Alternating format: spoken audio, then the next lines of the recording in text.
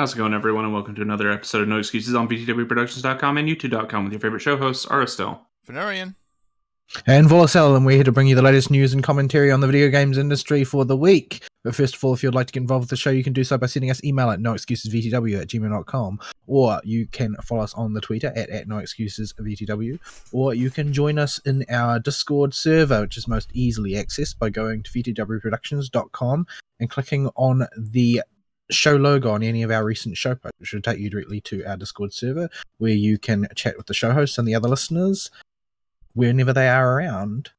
Psst, pick that one. Oh dear. So, on the stream today, I'm playing a bit of My Time at Porsche. Whatever. Porsche, it sounds like a fancy car. So, yeah, we'll see how they've changed this game since they've actually launched it. I'm still expecting horrible potato-faced protagonists, though.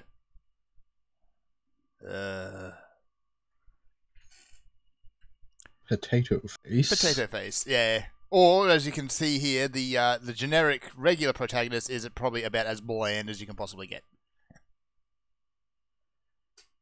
I'm going to give him green hair just because. Why not? There. That'll do. Okay, so I guess we'll just jump straight into the assorted nonsense from this week. My week this week, haven't had one. Work. Yeah, it's been completely bonkers around here because someone at the government decided they were going to throw around free money. No, that never goes well. No, it doesn't. Yeah. No such thing as free money, though. That's right, because it's got to come from somewhere.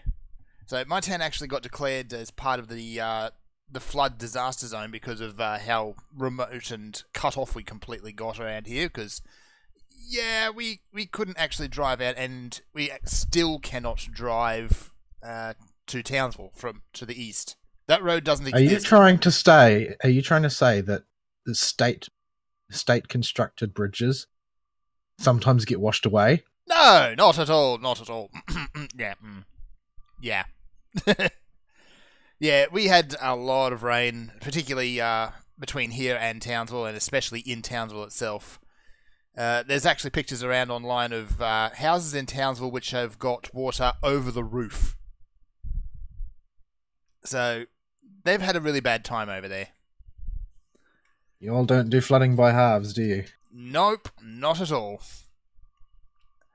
So, yeah, it's been a lot of fun. We actually got handouts though, and yeah, you can guess where that money went. Straight to the pub. Straight to the pub. I'm just going to skip this because I'm really not interested in whatever this guy has to say. So instead of really doing a whole lot of gaming, most of my gaming this week has involved playing Black Desert Online and actually progressing in that. I have made it to the eponymous Black Desert, though. I never want to go there again. There's actually a Black Desert? There is actually a Black Desert. It never actually occurred to me that there would be, for some reason. Well, when the game first launched, there wasn't. You could not go there. You could reach the edge of it, and that was about it. But, yeah, that's in the game now and has been for quite some time, and it has some of the most complete, obnoxious mechanics you could possibly hope to run into. So, the desert itself is probably about half again as big as the regular map, or the original map. It's huge. And it is, by and large, empty. It is after all, a desert. I presume you're supposed to run around in a circle killing mob. Well, largely, the desert itself doesn't even have packs of monsters wandering around. It's just empty. That's a strange thing to name your game after. I know, right? There are monster Nobody packs names in their there. game Empty Space. Empty space, yes. We'll actually give it time. We'll probably end up with empty space. We've had Lost Space. And Dead Space. And Dead Space. And, well, pretty much every other space, I suppose. So, the thing with the Black Desert itself is once you get out there, first and foremost, you lose your minimap. And access to the actual map itself. Unless you have a compass, which is expensive. That game lives and dies on its map. Yeah. That world is enormous and full of roads and rather difficult terrain navigate terrain. So a lot of the time when you want to go somewhere, you'll go to the map, put a pin in it, and then just follow the sparkles. And it has the single most advanced mini-map of any MMO on the It market. seriously does. And it's big and it's flashy, and you can turn it into a 3D model if you so choose. It is completely ridiculous. So you get out into the desert. It's and the you lose only it. mini-map that actually helps you find elevations. Yes. And navigate caves properly. So yeah, you go out into the desert. That stops working. Unless you have a compass, which is a rather expensive investment. Or time-consuming grind. Because, hey, Korean game. Korean MMO may as well just have time-consuming grind as its subtitle, no matter what it is. The other mechanic you have to watch out for, once you get out there and promptly get lost, is temperature management. During the day, you can get heat stroke, and during the night, you can get hypothermia. Oh my goodness, nothing about this sounds fun. Yep, both of which require a consumable to clear. The thing is whenever the consumable and the debuff are not time specific, they are based on a tick, and the tick happens about every 10 seconds or so. So you can use the the purified water, clear your hypothermia or your heat stroke debuff, and then on the very next 10-second tick, it can be back again. Or you can go 10 minutes, half an hour without getting it at all. Because RNG is fun. Not I do not like the sound of this. So was somebody sitting there one day and thinking about ideas for how they could model the desert, and they decided that this would be a fun way of doing it? Like, is there somebody who actually had that thought? By making it the absolute most annoying inconvenience you could possibly concede? Yeah. So it's little wonder that a lot of players just avoid the desert. Especially if there's nothing in it. Yeah, well, there's stuff to find. There's you can be running around and an automaton could pop out of the sand and fight you, and you can get a trade resource for that. There's quests and things out there, and there's also a city smack in the middle of it. But yeah. Should you not be investing your time in making billions of dollars? Isn't that what it's about? Well, that's what you should be doing, because that's how you progress your gear, is make money and then turn money into various resources, or just buy the item outright. So, yeah, that game is all about the money and the grind. But the combat is so damn fun. Yeah, it's really nice, although it was just not, for me, it just wasn't enough. Not on its own. Like, I'd rather play Final Fantasy if I'm going to sink my time into an MMO again. Oh, yeah. The catch the odds of me going back to Final Fantasy get higher by the day. Oh, yeah. My catch at the moment is I've got a large group of friends who currently play it. So as soon as they decide that it's time to move on, I'll probably move on immediately with them. Well, they'll move. They'll all start moving on whenever they hit the level where you start to get. Yeah. Ultimately, because the power gap between gankers and gankies is incredibly large in that game. Yeah. Like, you don't even bother to fight back. You'll just die in one shot. I play a wizard, so I could potentially blow anybody up, but I'm also completely squish. Well, you're never going to see them before they kill you. That's right. The opening shot kills you. That's what I've heard is the main reason why people quit the game. If they survive the initial grind, they just get to the level where there are more high-level people around with an interest in ganking, and at that point the game is over. Unless you are unbelievably masochistic, or have somebody watching your back 24/7 who is also ridiculously high level to make you look like you're not really, worth attempting to gank.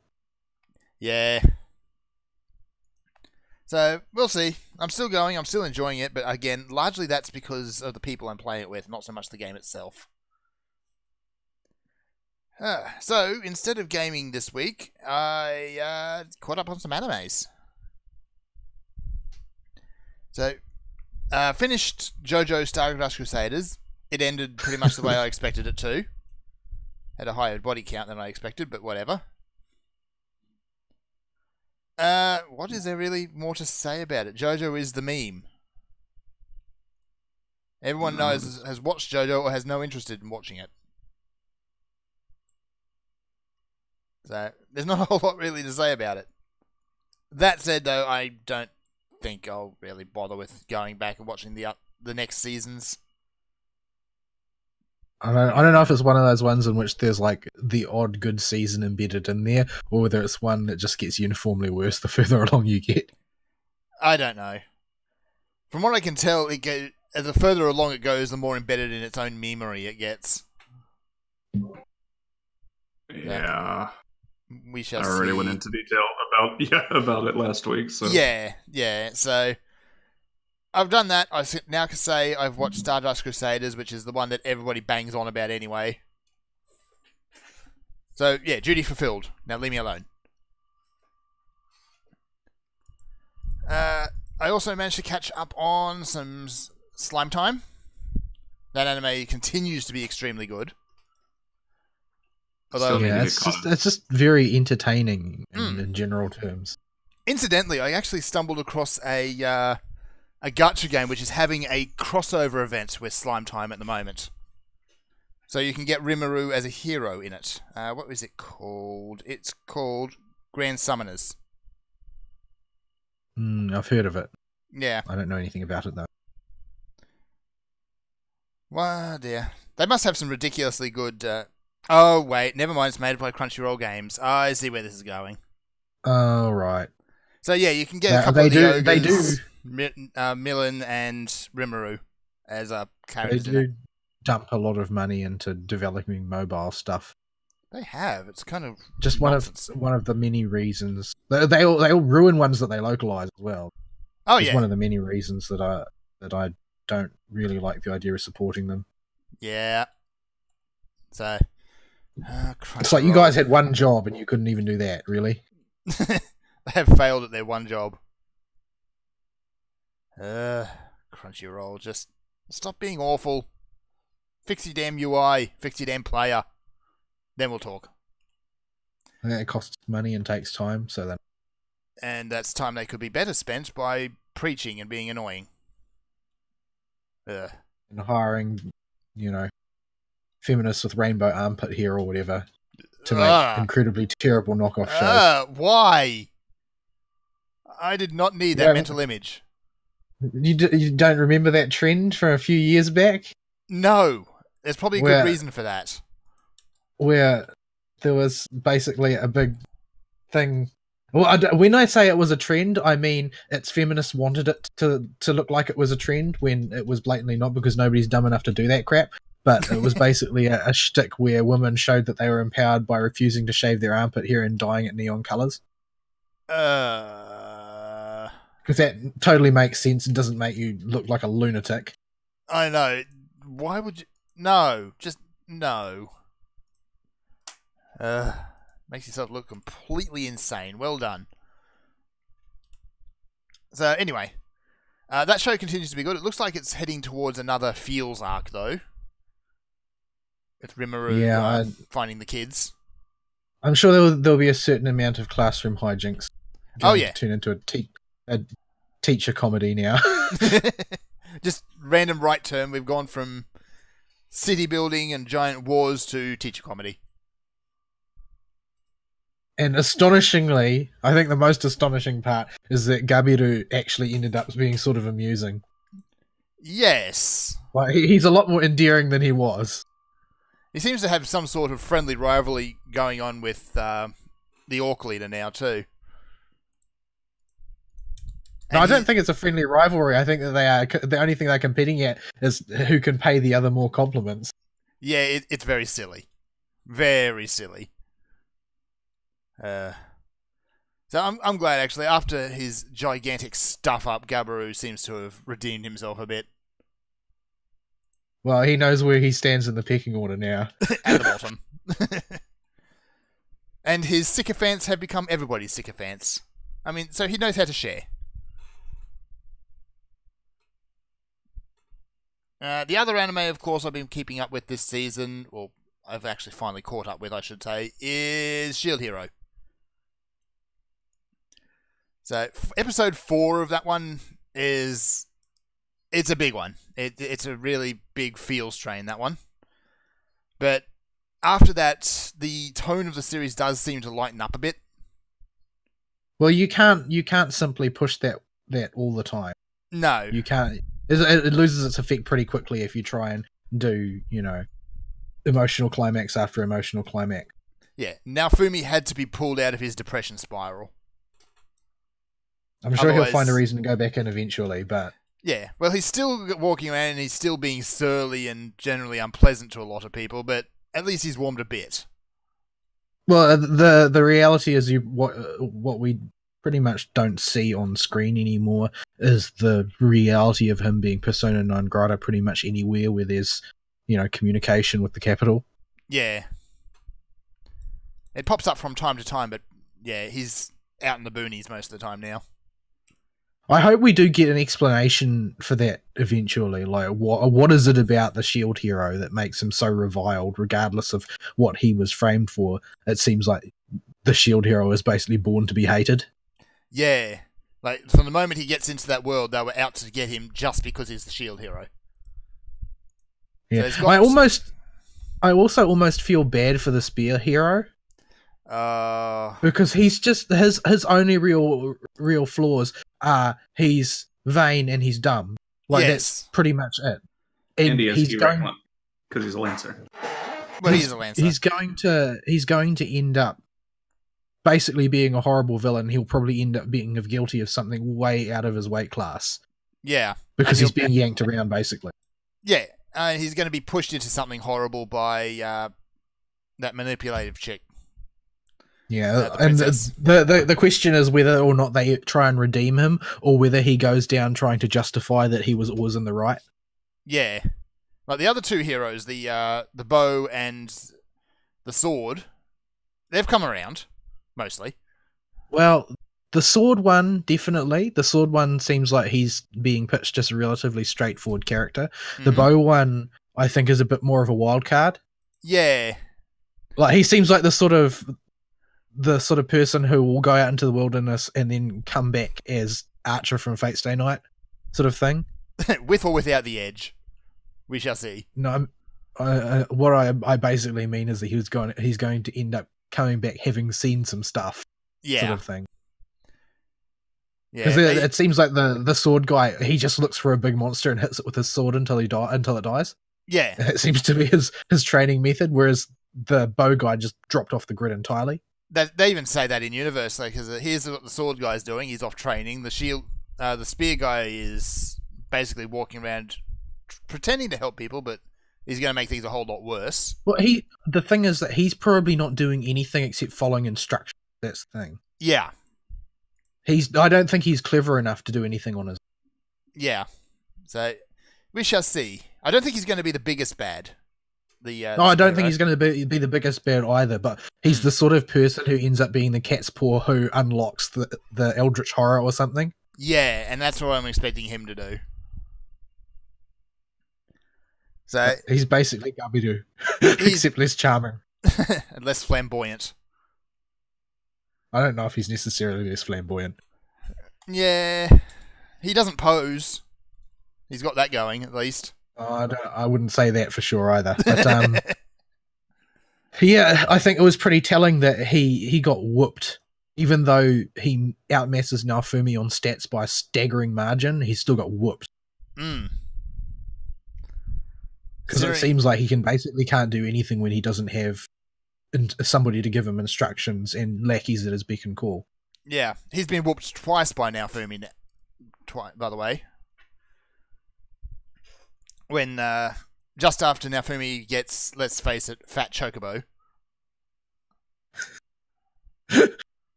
So yeah, it's a very, very good series, and I highly recommend anyone watch it.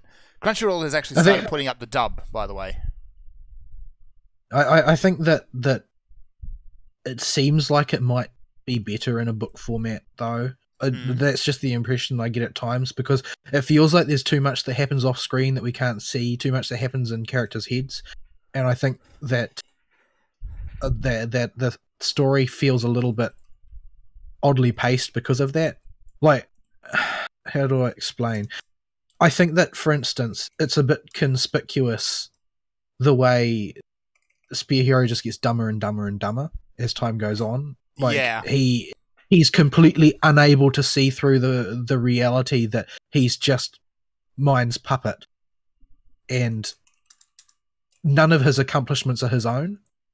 Mm-hmm. He seems to be completely unable to discern that, when it should be blatantly obvious to everybody, and frankly is obvious to everybody, that everything is about cheating in his favor. But he doesn't actually seem to know. Somehow he's the only one who can't see it. Yeah. So it seems like there's almost like a missing piece of story about how he's basically consistently being almost brainwashed by mine. Mm-hmm. Because there's no way he didn't start off that arrogant, and there's no way you can be that stupid, that high on your own farts, unless somebody's making you.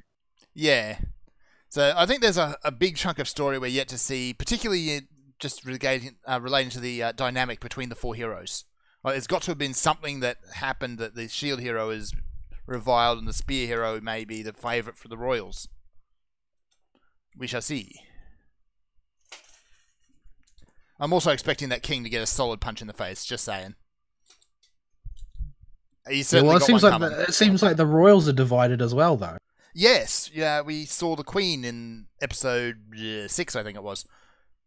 Yeah, and she basically seems to think that the rest of the royal family are a bunch of morons. So yeah, they're playing their own game. So I like where this series is going. It hasn't dropped in quality. The story is continuing to be engaging, and I want to see where it goes. But yeah, it's sort of nice it's sort of nice to see them play with the powerful protagonist without, making him Kirito. And that now Fumi can't actually hit anybody on his own. No. He's got the ultimate defense, as they call it, so he's basically the tank, but he has no offense of his own. Well, he's like his gimmick is more or less seems to be the same as Rimuru's, except that he can't fight the way Rimuru can. Mm-hmm. He basically goes around harvesting skills from everything and then finding some clever way to implement them. Yeah. So all the heroes do that to some degree, but you only really see... You can see that the other ones clearly have a narrow focus on hitting things real hard. Yeah. And they don't go out of their way to use the skills they get creatively.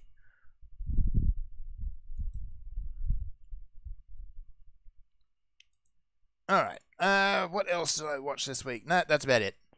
So I might actually have to call my week there, because it hasn't been eventful even slightly. Blah. One of these days, something will happen. Like, you'll get another driver and be able to go on a normal schedule. The amount of people who say, hey, we want to work for you, and then suddenly vanish. This is actually a problem in the town as a whole. Yeah, small business just cannot get employees, especially reliable ones. Yay. Make some friends, hire friends. It's a terrible idea in the long term, but it'll get you through the short term. Yeah, I was going to say, that never pans out well in the long term. So, your week, Vol? My week? What did I do with my week? Did you also swear at Levasioth? Because I swore at Levasioth. I didn't swear at Levasioth. I did not go back and fight Levasioth again. I did play a reasonable amount of Monster Hunter, but I didn't really binge. Since I'm sort of with the Spring Festival being over, I don't have a lot of specific objectives right now. Mm-hmm. So it's more or less me sort of filling out my toolkit of weapons and so forth in preparation for the next expansion. Yes. So I haven't done anything very specific other than, get eaten by Devil Joe often, regularly. He is not a civil chap, I have to say. He is certainly not. He is everybody's favourite Doom Pickle. I've watched. I've seen in the interim, since I usually put when I'm playing, I'll put some YouTube video on rather. I've seen a bunch of stuff from other Monster Hunter games that are current. Ah, yes. The only thing though is that I always end up thinking, man, that would look so cool in World's Engine. Why did it have to be in Generations Ultimate or whatever? Yeah. Some of those But, models they've been using since Generation 1, so if you actually play through Generations Ultimate, you can see the notable difference in quality between the models. Some have gotten touched up over the years, like particularly the big headline ones like Rathalos. Others have really not. Well, I think you can also see it in moveset. Yes. Like some of them, like the moves for even something like the what's that stupid thing called? Thing that roars and hurts. Tigrex? Tigrex. Yeah, like he's just kind of boring. Like he's fast and vicious. But it's just a little bit banal. Yeah, but on the other hand, he's fast and vicious, and that's the only thing that he does is be fast and vicious. Yeah. On the other hand, you've got a monster that was introduced for Generations, Galvanus, which has been slated as Pickle 2.0. Where, he's a nasty customer. He actually grabs his own tail and sharpens it with his teeth. And because he can breathe fire, he ends up with essentially a flaming sword as a tail. Nothing about this sounds comfortable. No, he is a very unpleasant chap. Joe is already like one of two monsters I don't like fighting in that game ever. I don't want to fight a Joe with a flaming tail. Yeah, essentially, Galvanus is a Joe with a flaming tail. I don't like a lot of those ones. The ones like Anjanath and Devil Joe and that. Those are the ones that I really detest fighting. Yeah. The other ones, I can make do with the other ones, but I hate those ones. They're just anything that's so high off the ground that I can't hit most of their body really annoys. Joe's problem is with my tiny weapons, I can't hit him at all without a jump strike from most weapons I use. You got to harass his ankles. I gotta sprint and do a little hop, swing upwards with sword and board over and over and over again, and that's about the only damage I can consistently do to him. It takes forever to kill a Joe. Yeah. And he doesn't stay in one place, so hitting his legs is out of the question. Yeah. So, did you have another crack at the Ancient Lesson? No, I didn't see the point because I would have had to gather a group. Like that's just not a practical proposition. This is not the same as like a Kulve Taroth, where the main reason that you need lots of people is because of the time that it takes to get the fight set up for you to begin with. But in the case of the Ancient Lesson, it's just simple fact is you cannot afford to be the focus of that thing's ire all the time. You will not survive.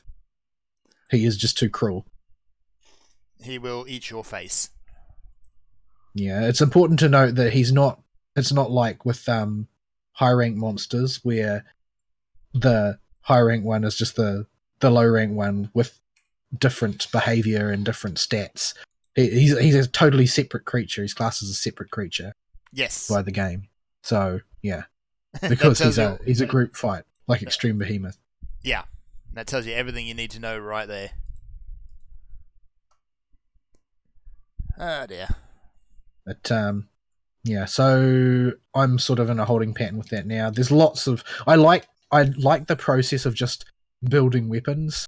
So that's basically what I've been doing is I've been picking a weapon and I've been farming up the parts, creating it, and then putting it in the box and not using it because the fun was building it to begin with. So yeah, that's what I've been doing on Monster Hunter World. Yeah. But yeah, I prefer when I have the opportunity to play with other people, but Fern's always working.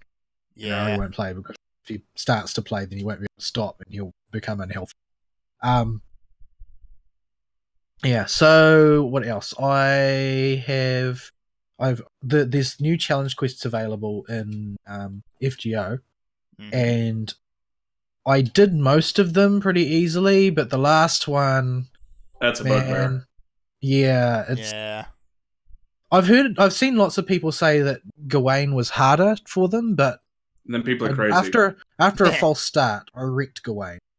But I can't get past about halfway on Salter.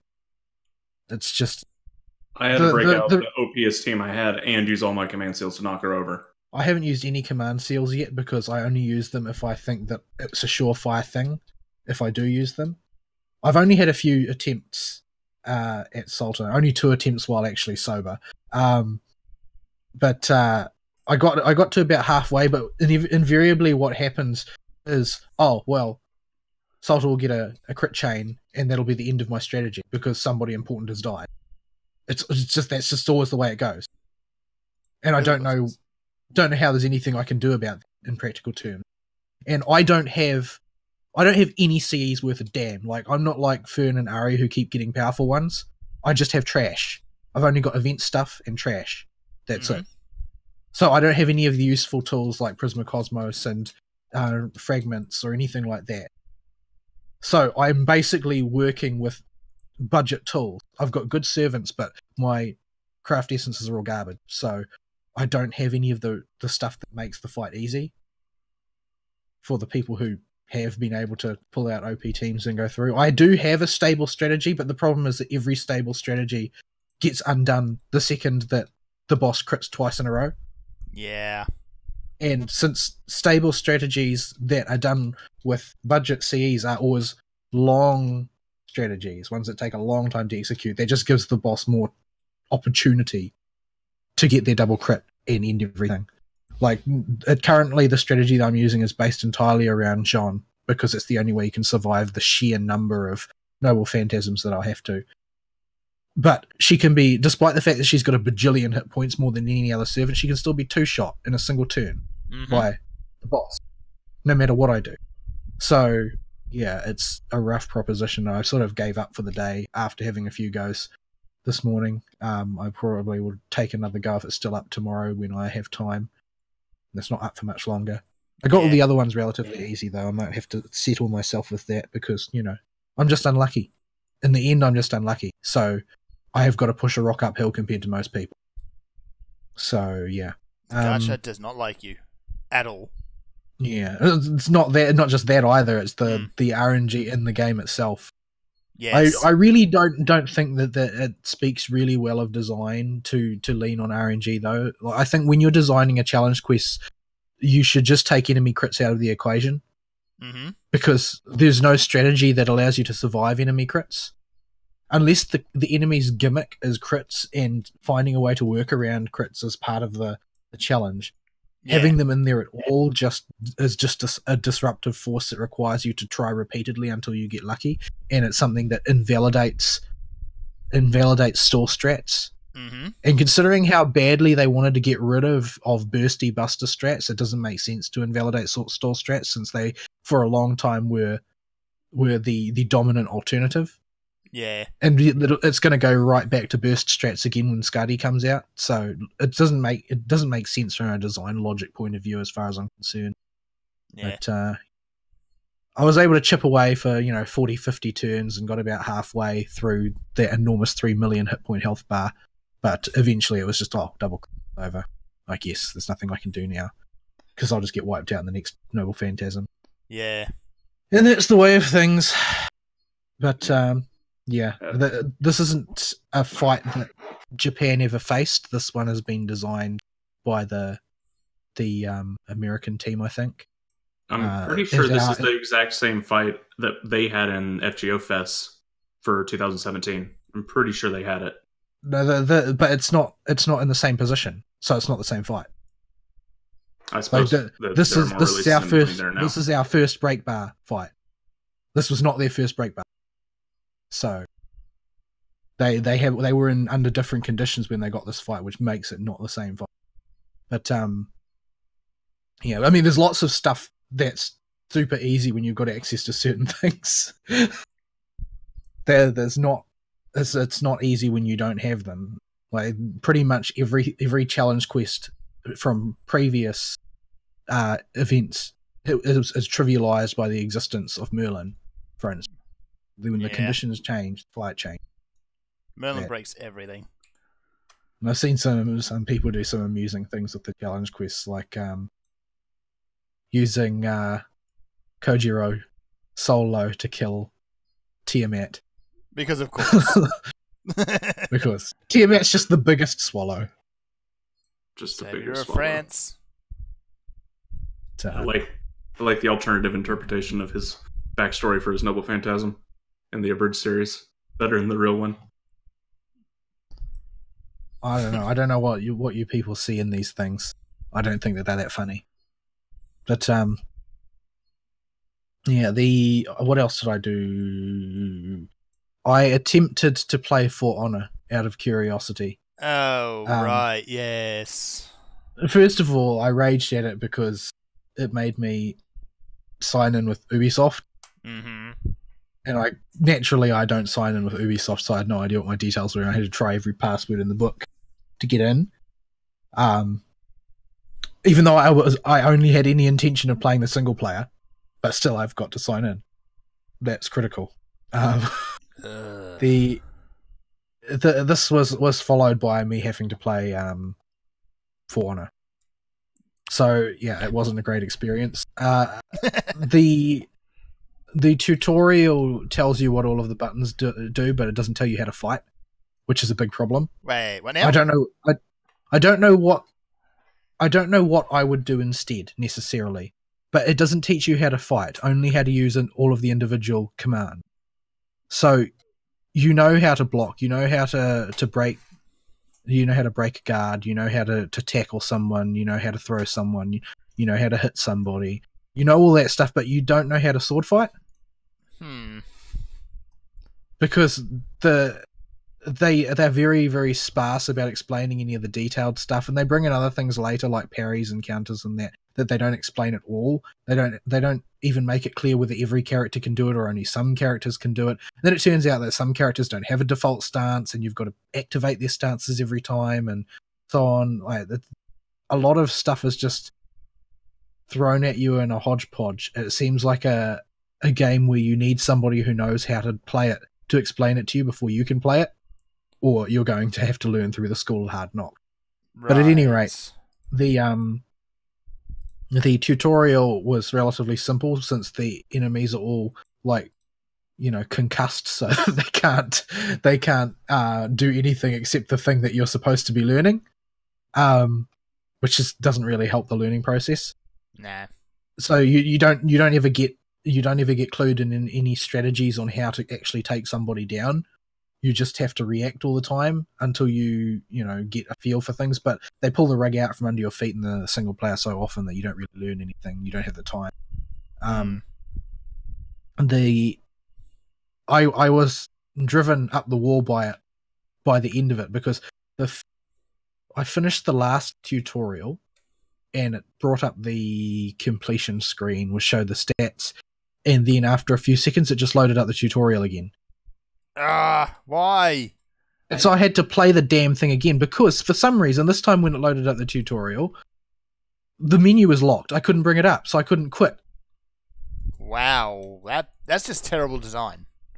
So I had to bull through it again, which was really frustrating because I was already sick of it.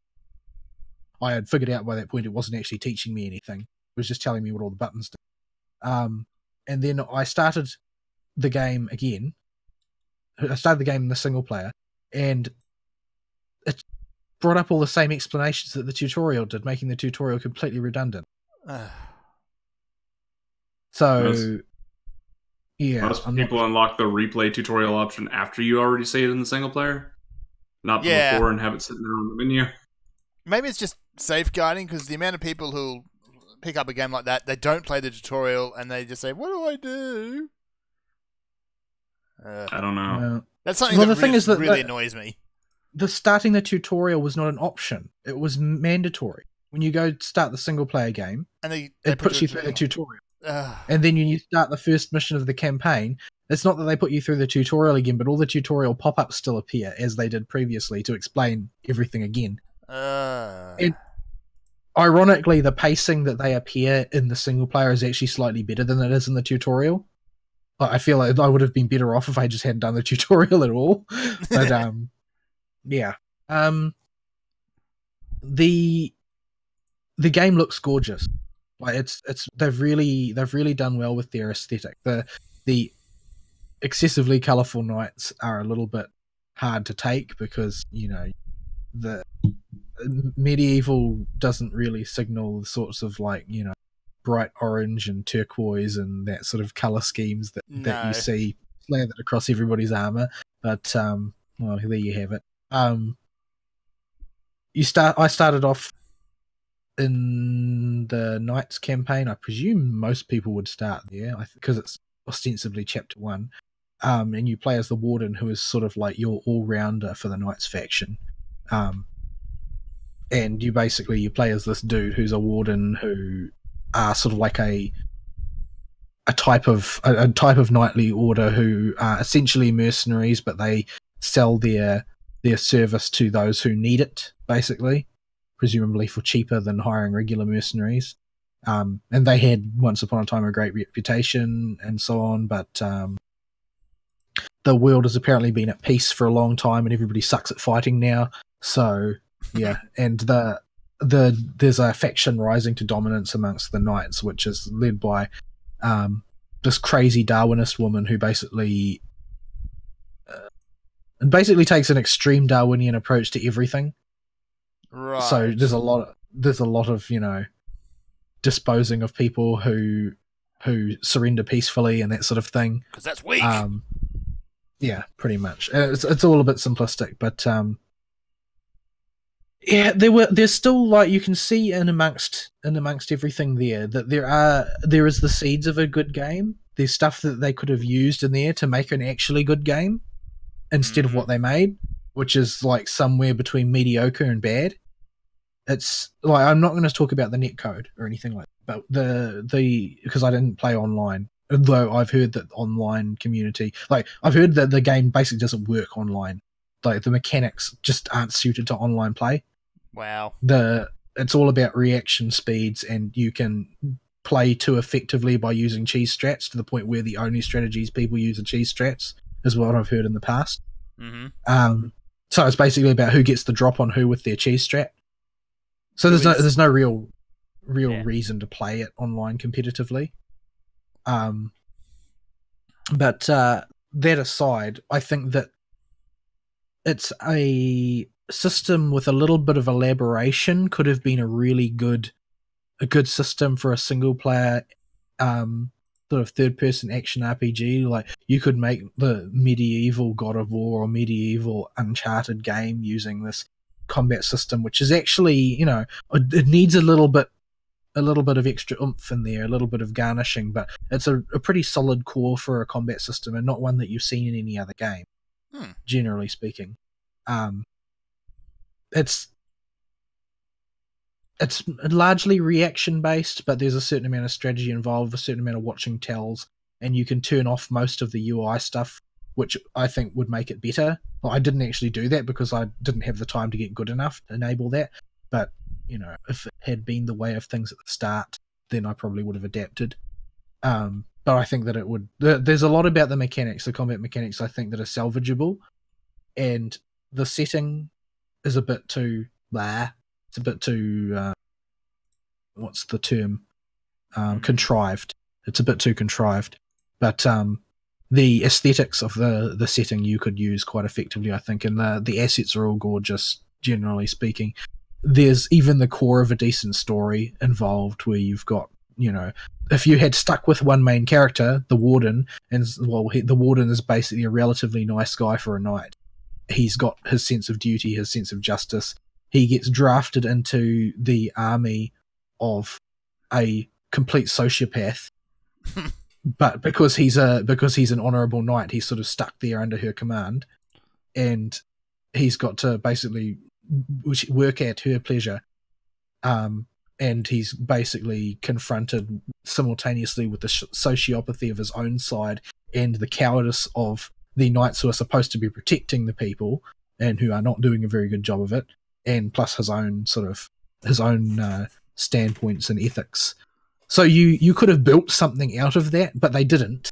Yeah, there's the story is really rudimentary. A lot of really interesting story hooks in there, but Yeah. From what I played, I didn't play that long. I played a few hours of it. They didn't do anything with any of it because what kept happening is that they would change to another one of the playable characters from their multiplayer, and you would see things from their point of view. And basically, it wasn't even about them having a point of view. It was just you play with their mechanics. Ah. It's just not. It wasn't interesting at all. So, I played as the X guy after playing as Warden, and he's basically seems to be sort of like the counter-attacker guy. Like he's pretty much too slow to just wade in with his attacks, so you've got to wait for an opening parry and then beat the crap out of them, which is explained very poorly, and it results in you getting hit a lot early on. Mm-hmm. Especially considering they explain how to parry relatively late in the piece. Having done that, they switch you again to another character, Mercy, who is sort of like the assassin-y type, and you have to do this incredibly poorly executed stealth mission where they're in a game with no stealth mechanics whatsoever. So everybody sees you the moment you come within a certain radius and runs after you. And she is as bland as a piece of cardboard, my goodness. The only thing she is sort of like vaguely dark and brooding in the vaguest possible way. That's not good. Like, she's just being edgy. Like, Yeah. she's edgy, empowered assassin woman. That just sounds like being edgy for the sake of being edgy. Because she's an assassin, so she must be... Well, that's the thing, right? She's just one perfectly generic assassin lady. She doesn't even have any. It's like if I say assassin lady, there are a lot of tropes that could signal like the femme fatale and so on and so forth, right? Yeah. She doesn't have any of those. She's just the assassin lady.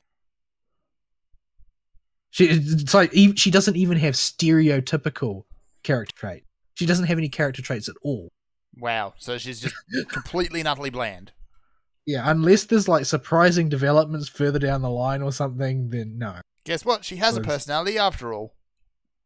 Yeah, that would be a surprising development given what I've seen, because nobody has any personality really. The only personality that you see amongst the NPCs is complete sociopath from your boss, who is another strong, empowered woman who, frankly, I was surprised that they let her get injured at all, but I guess it doesn't matter since despite being a woman with a woman's build, she can take, an axe to the back and barely notice, and basically fight off 5 guys twice her size with 0 effort, while stabbed in the gut by a knife. Yeah, and no. She's just so comically strong, empowered woman that feels a little bit like I'm being mocked just seeing her on screen, because they just make her outplay all of the dudes on the screen anytime there are dudes on screen, and since most of the characters are dudes, you get outplayed all the time.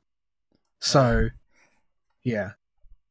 And she's just got her generic Darwinist streak, which basically involves her being a grumpy old battle axe all the time. Yeah. Like, in a relatively uninteresting way. You could do stuff with those tropes and those character elements, but not in a serious setting. Well, I think that you could do that character, but the fact that they've combined her with strong, empowered women makes it a problem, because it would be way more interesting if it was a realistic setting where, women simply don't have the same sort of upper body strength as men. So in order for her to survive with her Darwinist ethic, she would have had to have found other ways to seize power. Mm-hmm. She would have had to be clever. But no, she's just an orc. She solves all of her problems by hitting them with a big sword. Despite the fact that everybody else is bigger than her and stronger than her and carries a bigger sword, she's just overpowers them all. So, yeah, it's basically everything in the game is they've taken a good idea and built on it in the worst imaginable way. That's pretty much every aspect. That sounds like just Ubisoft's byline these days. Yeah. So it was I almost felt sad playing it rather than angry or upset or annoyed. It was like, man, I can see the game this could have been, but instead they tried to make a microtransaction-driven multiplayer arena game. Yeah, like they could have done a serious story with the 3 conflicting factions. They could have gone the other end of the thing and had done Dynasty Warriors. and just made something Well, I think- completely over the top and ridiculous. I think Dynasty Warriors already exists, so you don't need to do that game. But what Yeah, we need but- are more strong IPs, and you don't build strong IPs off of doing a multiplayer game. No, you don't. Strong, like even the most popular ones in the world, like Fortnite and that, they're not strong IPs. They're a gaming phenomenon, but it's not a strong IP. Like nobody, if they release, Fortnite the RPG, nobody will play it. Well, there's Fortnite Save the Day or Save the World. Nobody ever thinks of it. Nobody remembers. Because it's not the IP that's strong, but you need strong IPs to make money year over year. They used to know this, and they overdid this with like things like Assassin's Creed and whatnot, where they, instead of pacing themselves, they just milked the franchise dry. Yeah. But people should be building these things. Like the company, I can't even remember who actually made for the company that made that game. They could have launched it as a single player game, built a really compelling storyline, a really compelling narrative with compelling characters that people could actually, grow some affection for, and then they can build their multiplayer arena thing as a spin-off out of that.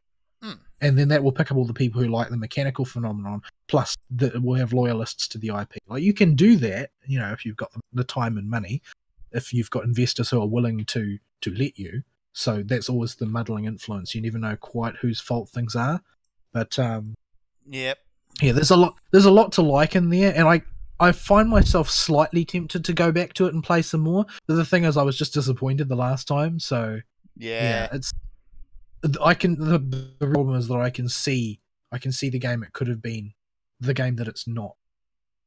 It could have been a God of War type one. It could have been an Uncharted one. It could have been another mixture of elements entirely. But what it is incomplete.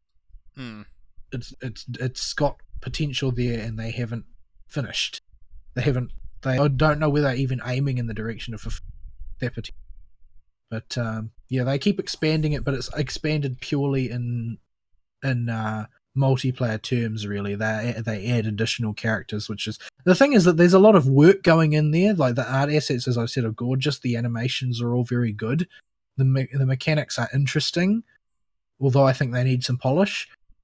But all that they're doing is just multiplying their failure, pretty much, at this point. They're creating broader and diverse ways to fall short of their potential. Just getting more creatively disappointing. Yeah. So, yeah, I doubt that I'll play much more of it. I would have 110% played a strong single-player story, even with the engine being as dicey as it is. If I thought that the story was really strong and compelling, then I would have kept playing. Yep. The problem is that to any particular character, like the Warden seemed like a fairly bland character for the purposes of the self-insert, but given they rip you away from playing as him, then that's clearly not what was intended by the storyline. But a lot of stuff in the storyline implies that it's not really that intended. They've got some nice set pieces in there, still needs some work. Combat gets a bit repetitive because it's not very imaginative how the enemies are set up within the space. But yeah, I don't know. There's meat on them bones, but the thin strips of greasy meat. Yeah. I've just stopped playing Ubisoft games now. They're almost uniformly disappointing. Well, at any rate, it's free on PS Plus for anybody who wants to, stick their hand in that meat grinder. But I don't know. I can't give it a strong recommendation, and I kind of wish that I could, because it really does look nice, and there aren't many real action games where you get to play as a knight. Like, there are tons that you get to play as a samurai. Like, and samurai, like, From Software's got Sekiro one coming out, and there's Ghosts of Tsushima coming out as well. Lots of samurai games. There's no shortage of those.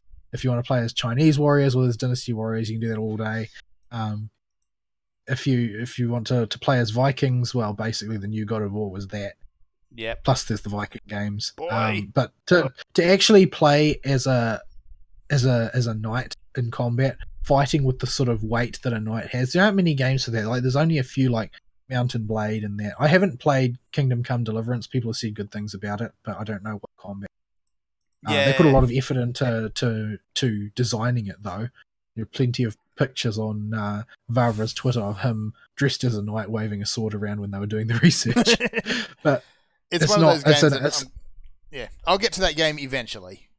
It's essentially an RPG, though, and what I wanted was an action game, because the action games are always like super floaty combat, like the type of thing that you see in a God of War game, where it's nothing has any real weight to it.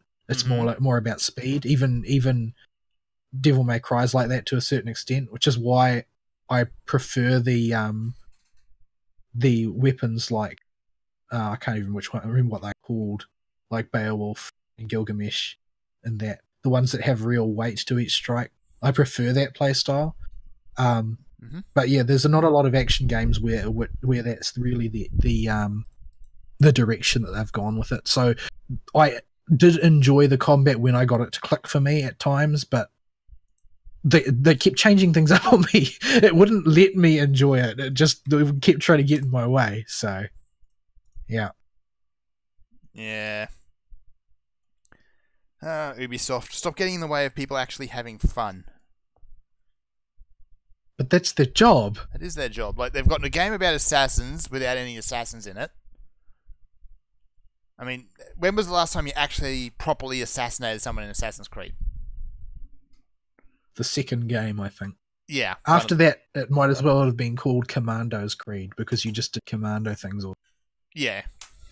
You were a pirate in 4 and you drove a ship around. I don't know what the main story was about, because I didn't do it. But who cares? Pirates were cool. The pirate ship was the fun part of the game. Yeah. Black Flag gets a pass because they just did it for the cool. I don't know if it should get a pass. It just has a really good section of the game that's side content that takes over because everybody likes it better than the main game. But I watched my flatmate play large chunks of that. He finished, but I saw various important parts of it. But the only parts that really looked fun were the pirate parts. Like even the climax of the game was really bad. It was a sort of weird Tomb Raider-y space temple looking place, which just involved a whole bunch of weird jiggery pokery that didn't make any sense. And then in the end you die or something. I don't even know. It's always very strange, very, very strange. The end of those games, and this was no different. The ends are always a damp squib because the game's sort of designed that way. And what I mean by that is the part that people like and the part that people are supposed to like about Assassin's Creed is being the assassin. And the ending of an Assassin's Creed game is always about not being the assassin. Because you're being, Desmond, or you're being, some pawn in a game being played across time. Yeah, Desmond started to be an assassin, and then he died. Yeah, they just killed him. Spoilers. Because nope, you can't do that. But it's like, what I'm basically getting at here is that the game always ends on a weak note because the weak part of the game is the climax that they're always trying to get to for some reason. And people always like better the Assassin's Creed games when they do not force you to spend any time working at Google.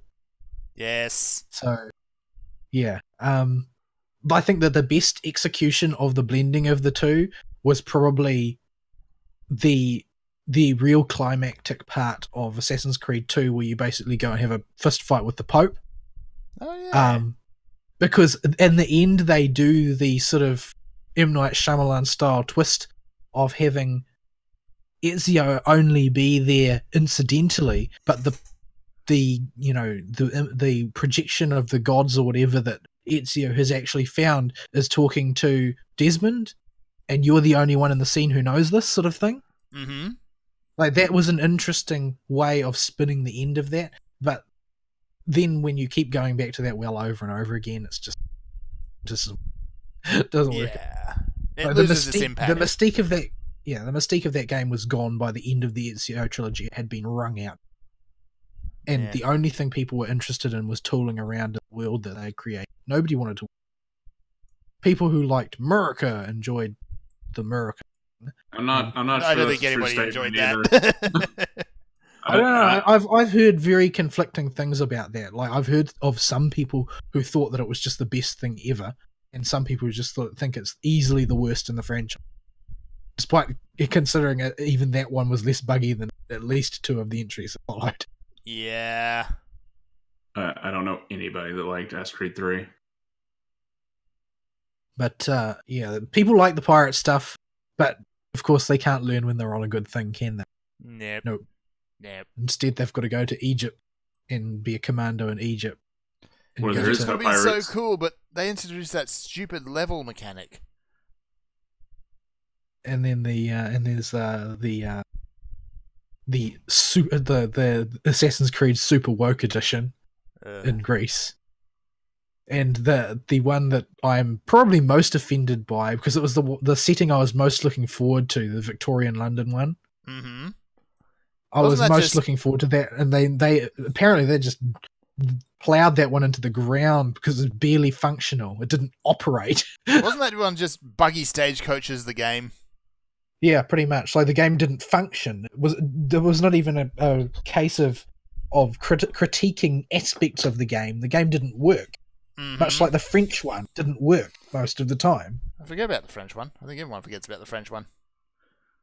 Ho ho ho. Ho, ho, ho, ho. Yeah, that franchise, can they please just put it to bed already? They've screwed up every period in history except for the Renaissance. Oh, don't give them ideas. They're going to ruin that next. No, well, they did that one already, so they won't go back and ruin it. Oh, right, they Because did too. That was the one that they did right, because they still had a clear vision of what they wanted back then.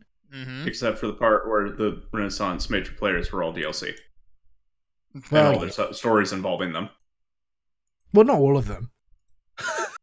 There were a couple that were in the base games, but yeah, the general gist of that I think is that they knew they wanted to make a good game back then, and at some point it got to the point where it would be investors are asking for another Assassin's Creed game, get to work.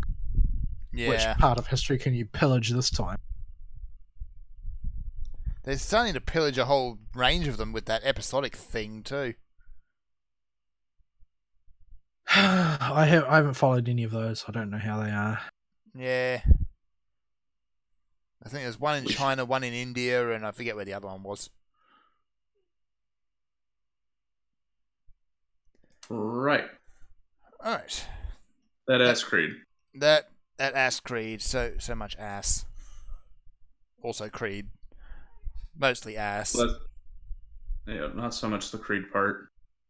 Yeah, just mostly ass. Ah, Why Ubi got to ruin things? They This- didn't have to do this. It's a shame. Like, they've got games that... This game would be excellent if it didn't do this. Like, Assassin's Creed would be excellent if it didn't forget it was a game about assassins. Watch Dogs That would would be be less- great if you took the guns out of it. I would be okay if they just finished their games. If they were just bad, that would be one thing. But Ubisoft's almost as bad as Activision and EA about not finishing their game. Yeah. Just finish your dang games, people. I've been Well, screaming this for a year. They've also got added to that they're almost as bad as Bethesda at not bothering to debug their games. Yeah. Yep. Anyway, we should take a break. We should. All right. We're going to go to some music, and we will be right back in a few minutes.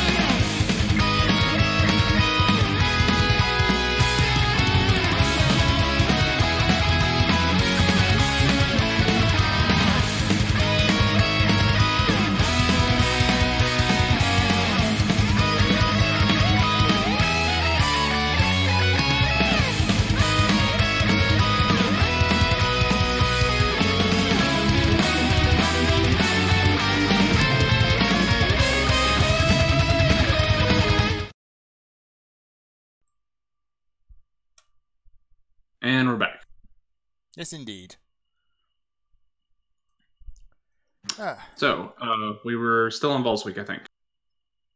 I don't think I've got much else to talk about, other than, for some reason, the show at the end of the anime week, so to speak, amongst the shows that I've managed to keep up with in my limited time, I still end up being most interested to see what will happen next on Black Clover compared to the other one.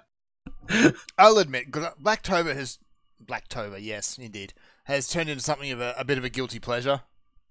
Yeah, like it's so stupid. It's so typical.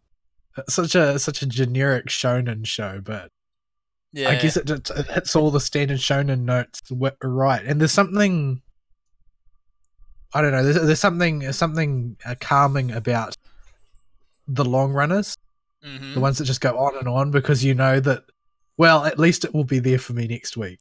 Yeah. All these other ones that finish after 13 or 26 episodes or whatever, yeah, well, eventually the story will come to an end. But Black Clover will just go on and on and on, like so many of its predecessors. I'm not sure exactly what they're doing at the moment, though. Like, their last arc ended with, let's face it, a purely eye-bleeding fight scene. And now they're into some stupid festival arc. Yeah, well, the festival arc is the training arc that precedes the tournament arc, is what I'm predicting. Ah, of course. Because that's exactly what happened in Negima. So, which is what I usually use as my model for shonen, because it was a structured long runner. Well, Negima is very different. It's not like the usual shonen anime in a sense, but the reason why I use it as a standard was because it was not supposed to be a shonen manga. Mm-hmm. The author was instructed to write a fan service fest.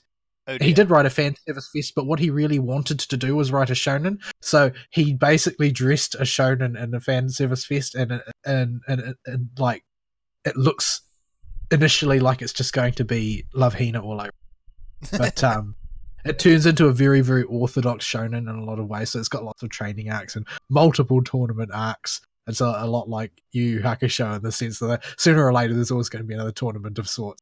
But yeah, there's only one tournament. We don't count the last one. The Three Kings arc didn't happen. No, it didn't. But it took so long. It took long because Takashi was being forced to write it. He wrote the ending. Right. Chapter Black was the end. He was done. That was the end of the story. Yeah, what I was saying at any rate, rather than going into another lengthy discussion about Yu Yu Hakusho having a crappy ending, was that Akamatsu writing a shonen, he didn't have to innovate because he was ostensibly not supposedly writing a shonen. So he hits all of the standard notes in the standard way. So it's pretty much it follows a model structure. The only thing that it doesn't have that other shonens have is a time skip, and even that it does have. Give it time from a certain point of view. Oh no, it's finished already. Oh right, it finished a long time ago, and then there was a time skip, and then there's a sequel. There you go. Oh dear. Yeah. So yeah, there's some things that are just classic in shonens, and honestly, the Black Clover hits every single branch on the way down, right down to the extremely annoying protagonist, who is, you know, an individual who lacks the powers of his skilled contemporaries, but has a secret dark power that he doesn't know how to. Yeah, you know, generic shonen protagonist number one. Actually, incidentally, Jump Force actually released, and Asta is the last character on the roster there. He is not the most, let's just say, loud character in that cast. Well, it's a cast comprised almost entirely of incredibly loud characters. Yeah. Also, it's also apparently a really bad game. It is apparently really bad. I'm still tempted to get it, though. I kind of want to as well. But I've heard that it's filler but less interesting. Yeah. There's that other one, Jump Force, or not Jump Force, Jump All Stars or something, which has Koro Sensei in it. I mean, what more do you need? I think there's a DLC we could cut content from one of those. Yes, there was. Just characters that were ready to go, but they got cut for DLC or something. I didn't read much into it because none of us have played it. But everybody hates that practice. It is the worst practice. Yep, good old SFX2 right there. Yeah. Moving on. All right, Vol, do you have anything else in your week? Nah. All right. I've carried on long enough. I could talk about other things, but I don't think there's anything worth. Yeah, we got stuff we can talk about in the news, which we'll probably rant about anyway. Alrighty. So, I have notes this time. So, I finished platting Yakuza Kiwami 2. Yeah. So, that clip you shared, by the way. Which one? I've linked a few. Oh, yeah. Let's just say solving problems with percussive maintenance of the face. Yeah, we'll get to that. That's in the notes. That's not the clip you sent me. That's a different one. I sent different ones to different people at different times. Mine was about a photo shoot. Yeah, that was also in the notes. So... Yeah, Yakuza is Yakuza, and continues to be Yakuza. Yeah, so this is Yakuza Kiwami 2 is a remake of Yakuza 2, but Kiwami, and as they will tell you several times in the text messages from Kiwami Bob, who's a clown with a rainbow afro. What? He'll say Kiwami means extreme. I'm just lost at Kiwami Bob now. Yeah, Kiwami Bob is the dude you turn in your completion points to get perks in Yakuza 0 and Yakuza Kiwami 1. Right. But in this game, he's not there, so he just sends you text messages. Since you have an actual cell phone this time. Yep, so we're in the distant future from Yakuza 0 of the year 2006 now. Yay. So, stuff is starting to modernize a little bit. And this game is made in the Dragon Engine, which is not the Kiwami engine, which was used for Yakuza 0 and Kiwami 1. The Dragon Engine is the same engine they used in Yakuza 6, which had a few problems in Yakuza 6, but most of them have been ironed out for Kiwami 2. I haven't played Yakuza 6, so I don't know how credible all the talk of it having problems in that game are, but yeah. The engine does have some issues, so we'll start there before we jump into the game itself. Mm-hmm. There's good and bad things about it. The good thing about it is the game manages to have a stupidly high level of detail in the world where 95% of it is not instanced. With a fairly reasonable load time to load the city every time you go into it. It is it's quite impressive running through the city like that. You can go inside of buildings, and dudes, instead of when you go into your local convenience store, you having to go through a loading screen to load into the convenience store, you can now just walk in the convenience store. And this also means dudes can chase you into the convenience store. And you can fight dudes in the convenience store and watch shelves explode. And stuff fly all over the place. Can you KO somebody with the slushy machine? You can... I think there is an assist you unlock for finishing one of the sub-stories in one of the convenience stores where the clerk behind the counter will have a heat action prompt. And if you grab a guy and stand next to the counter, you can toss the guy and head first into an open microwave, and the dude will turn the microwave on. Seriously, dude. That's a bit gratuitous. That's uncivil. But he doesn't kill anybody. Dude definitely survives. Yeah, the shopkeeper actually kills him on that one. Just like the guy I keep throwing from a 50-story building. No, he's fine. Yeah, he's totally not dead. It's fine. Yeah, canonically, Kiryu kills no people, which is a running gag in the series itself in-universe now. Because the dude will, explode stuff with rocket launchers during a car chase and be just fine. No, that dude's fine. He didn't die. Kiryu has some serious denial issues, I think.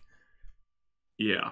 So, the other things about the Dragon Engine is in pre-rendered cutscenes, character models look really, really good. And even the lower quality ones still look passable. In game, though, there are a very few select characters, most notably one hostess, at the Cabaret Club who don't look so good. Oh dear. Their faces look like some weird hybrid between a cartoon character and a real person, and it doesn't animate right, and it's just wrong. Now, this is thankfully reserved for a very select few characters where I guess trying to ink suit the actors and get their likeness just didn't quite translate into the engine. Mm-hmm. So that's a thing. The other problem is it's a 30 FPS engine, period, end. To get this much fidelity with this much crap on screen, the game has to lock itself at 30 FPS. And even then, in the aforementioned convenience store with shelves exploding and every single object on those shelves being its own individual object flying all over the screen, you're going to get some chug in some areas. Not bad chug, but you're going to notice it. You're going to drop to about 22. This is reserved for very specific areas like the convenience stores or the one high traffic square in town that you always avoid anyway because you have to push people out of the way all the time. If you get into fights in places like that, things can get a little wonky. In exploration, it's generally one street block that has too much crap on it for the engine to handle during normal exploration. The rest is pretty okay, and it stays a stable 30 FPS. But there are places in Kamurocho where it does dip quite bad. But other than that, the engine runs mostly fine. The gameplay has... I have a love-hate with the lock-on system in it. The further you are away from your target, the better the lock-on works, which is an improvement of the last games. But the closer you are, Kiryu seems to have a bit of a time turning. So the lock-on is better to just drop and spin manually if you're up close to your opponent. Right. So it's a little wonky with movement in Kiryu with his lock-on, but it's adjustable to at least. There's an easy fix and just let go of the R1 button and turn your character with the stick. So you can live with it. The engine introduces a brand new combat system, which gives you only one style, but a ton of stuff you can do with that style. Instead of the previous two games, which had 3 styles plus the bonus style for each playable character. So they've rolled it all into one. And the style is very effective.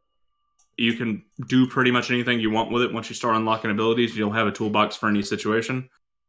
But yeah, the game's not really built around so much the combat itself being challenging. It's more the puzzles you have to solve while you're hitting stuff when it comes to the harder combat stuff. Like, there is 100 dudes in the arena. You have to kill all of them to spawn in the boss who has 10 other dudes, and you have to kill the boss before you kill so many little dudes, because if you kill too many little dudes, the next boss will spawn, and 2 bosses together will kill you. Stuff like that. Huh. So the combat itself in Yakuza has not ever been difficult, especially if you do just a few mini-games and can get enough EXP to crank your stats way too high. But yeah, unlike Kiwami 1, which did have difficulty issues with just the raw amount of health it gave dudes on the harder difficulties, where every single fight became a slog, in Yakuza Kiwami 2, we have the opposite problem. Nothing has enough health to stand up to a full combo. At least from the common street trash. And even then, the health bars on the bosses are fairly deceptive. The final boss may have 10 health bars, but a heat action takes away 2 of those. And one combo will knock away 1.5 if you're doing the combo right. Yeah. Like, it ain't as big as it looks. It's just there for the intimidation factor. But yeah. So yeah. That's the engine and gameplay itself. But I enjoyed my time with the game. The mini games themselves, overall, I'll give a quick overview of them. Not specific ones in general, other than 1 or 2. But in general, ones that have returned from previous games are better in this one, although people are complaining because the karaoke is now playable and therefore they can make a proper karaoke map for it. Instead of each line having its own beats per minute and how fast the cursor goes. Which was very obnoxious in the last few games. I can see how that would be, yes. Yes, it is now one consistent, just go through the whole thing, but people are complaining because it's a fairly difficult karaoke challenge that you need to get for completion. And if you ain't been playing Idolmaster for 3 months, you're probably going to have a bit of trouble with it. So, yeah, most of the ones, though, that have been in the previous games are back, but better. Baseball at the batting cages is no longer stare at Kiryu's hair until you see him dip slightly and mash the X button. I would literally have my face less than 6 inches from the screen staring at his hair to see when he dipped. And that was the only input I had during the baseball cages before, because it was getting really frustrating on the higher difficulties. Yeah. I would just line the cursor up with where I want the ball to go and hit the backboard, and then I would just stick my face in Kiryu's hair. So You just sort of go into a trance where you only react to things. yeah, it's just you got to be ready to tap that button the second he dips down. It That's how you reminded me, when you were describing it, reminded me of I think it was getting Lulu's ultimate weapon in Final Fantasy X. Oh, the lightning strikes. Yeah. Yeah. Those were just dumb luck for me. The worst thing ever. I think you had to get like 100 or something. Yeah. I found turning off the I think it was 200. Something It was like something that. ridiculous either way, but I found turning off the sound help. so you Yeah, only go by there was- flash. Yeah. There's a lot of ambient lightning in that barren field. Yeah. Yeah, it is very much like that in the other games nowadays. In the batting cages, though, instead of having to stare at Kiryu's hair, you can actually see a LCD screen with a picture on it, and he will simulate throwing the ball, so you know when the ball is actually going to come instead of the machine just shooting it, which is very hard to read and predict. And the game changes. Instead of becoming a reaction game, it can still be if you really want it to be, but that's really, really hard. The easier way is just to write down the order of pitches in every single difficulty level and what type they are and how fast they come, which I did for all of them, every single one. Oh dear. Because You're going to post guy it on that had- GameFAQs now? the guy on GameFAQs is wrong. Go tell him so. That's I did. GameFAQs though. I sent him a message with the corrected list. Yeah, the GameFAQs guy is wrong. WORNG wrong. You will get to the halfway point, and all of a sudden, he is just completely off with how he lists the pitches. Because I'm like, oh, some guy's already done this for me. I'll just use his list. I don't feel too bad about using a guide if I was going to go make the list anyway. But no, the dude is wrong. So I had to make my own list for the pitches. Oh boy. So yeah, I fixed it and sent it to him. But it's GameFAQs. I mean, you can't update on GameFAQs? Not the forums. You can update your FAQs, though. Okay. This was in a proper FAQ, so we can go update it. Yeah. Yeah, Not that's my- something at least. Not my quickie one and done thing I did for the SMT thing on the forums there that I assumed I would be able to edit and could not. No. Yeah. Yeah. So yeah, the other two major mini games that come back in Kiwami 2, well, one of them comes back. The other one kind of comes back, but it's from a game I haven't played yet. The first one is the Cabaret Club. Cabaret Club's back with a vengeance. So this time, because in Kiwami 2 they have re-added Sotenbori as an explorable area. There was some other city in the original Yakuza 2 that you went to, but instead of just remodeling that city, they made Sotenbori again from Yakuza 0 in the new engine. And all stuff that happened in wherever they were originally in Yakuza 2 now happens in Sotenbori. And they do this so that they can follow up story elements they set up in Yakuza 0 with Yakuza Kiwami 2, which is really cool.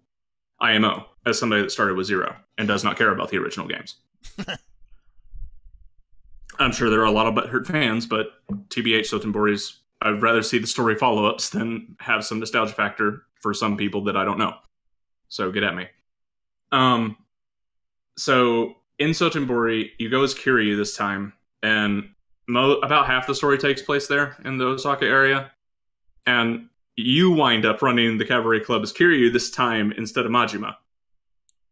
And you bump into the same hostess that Majima had as his number one girl at the Cabaret Club.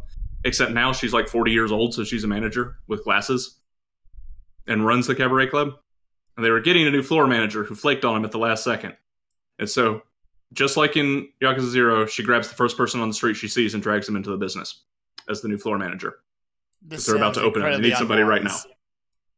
In the words of Kiryu, many times throughout this game, how do I keep getting myself into these situations? The inability to ever say no to anybody. He's Yeah, got a I bad think he case of acknowledges video that at game some- protagonist. Yeah, he does. And he knows it too. And He's he knows completely aware of it. So you get dragged in, and Yuki runs the club now instead of being your number one girl. And you'll notice that the club that you ran in Yakuza 0 is now the main rival to your club you're running in Yakuza Kiwami 2. But the lead girl is the manager of the new club.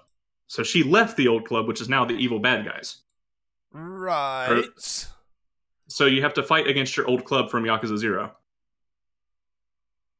in cabaret battles, which means climbing your way up the cabaret club league as some kind of like weird tournament arc. Wait, they have a league? The fact that cabaret battles on its own is a thing is enough. Yeah.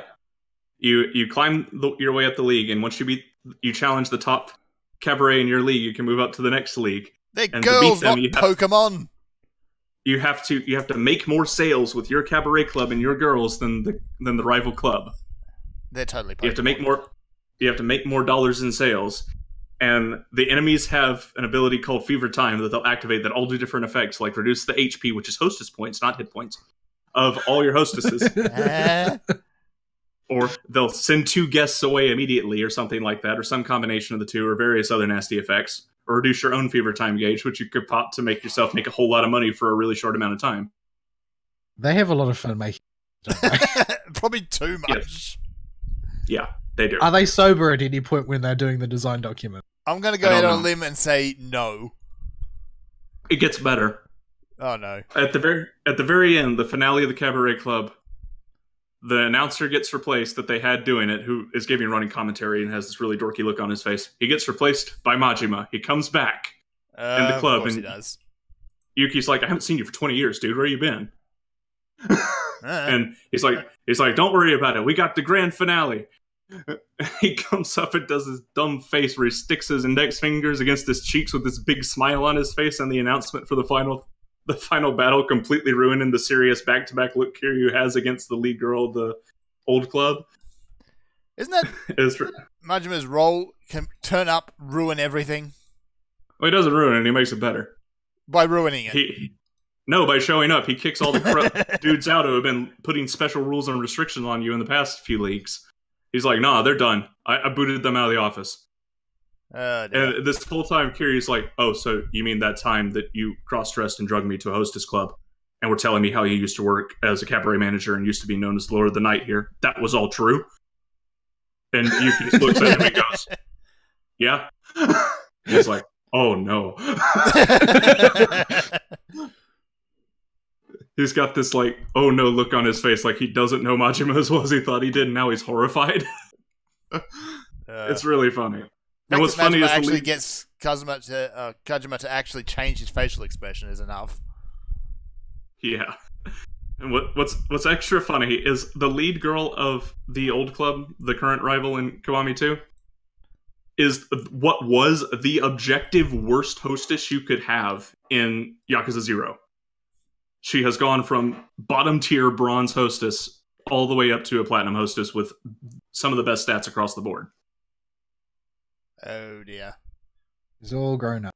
Yeah, so they are well aware of even the meta game concerning their hostess club and know how to make jokes about it in game.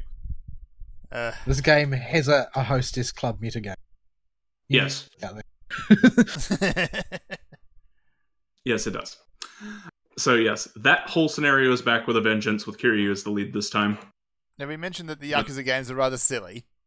They are a serious crime drama. And that whole thing is a chain of sub-stories where you get to know every number one girl of all the clubs around town as you recruit them by beating them, because defeat equals friendship. Because of course it does. Because of course it does. And yeah, that's a highlight if you played Zero. I don't imagine people that have played Zero will get very much out of it, because a lot of it relies on your knowledge of the Cabaret Club whole business empire thing from Zero that Majima was doing. It does not go out of its way to recap anything to you.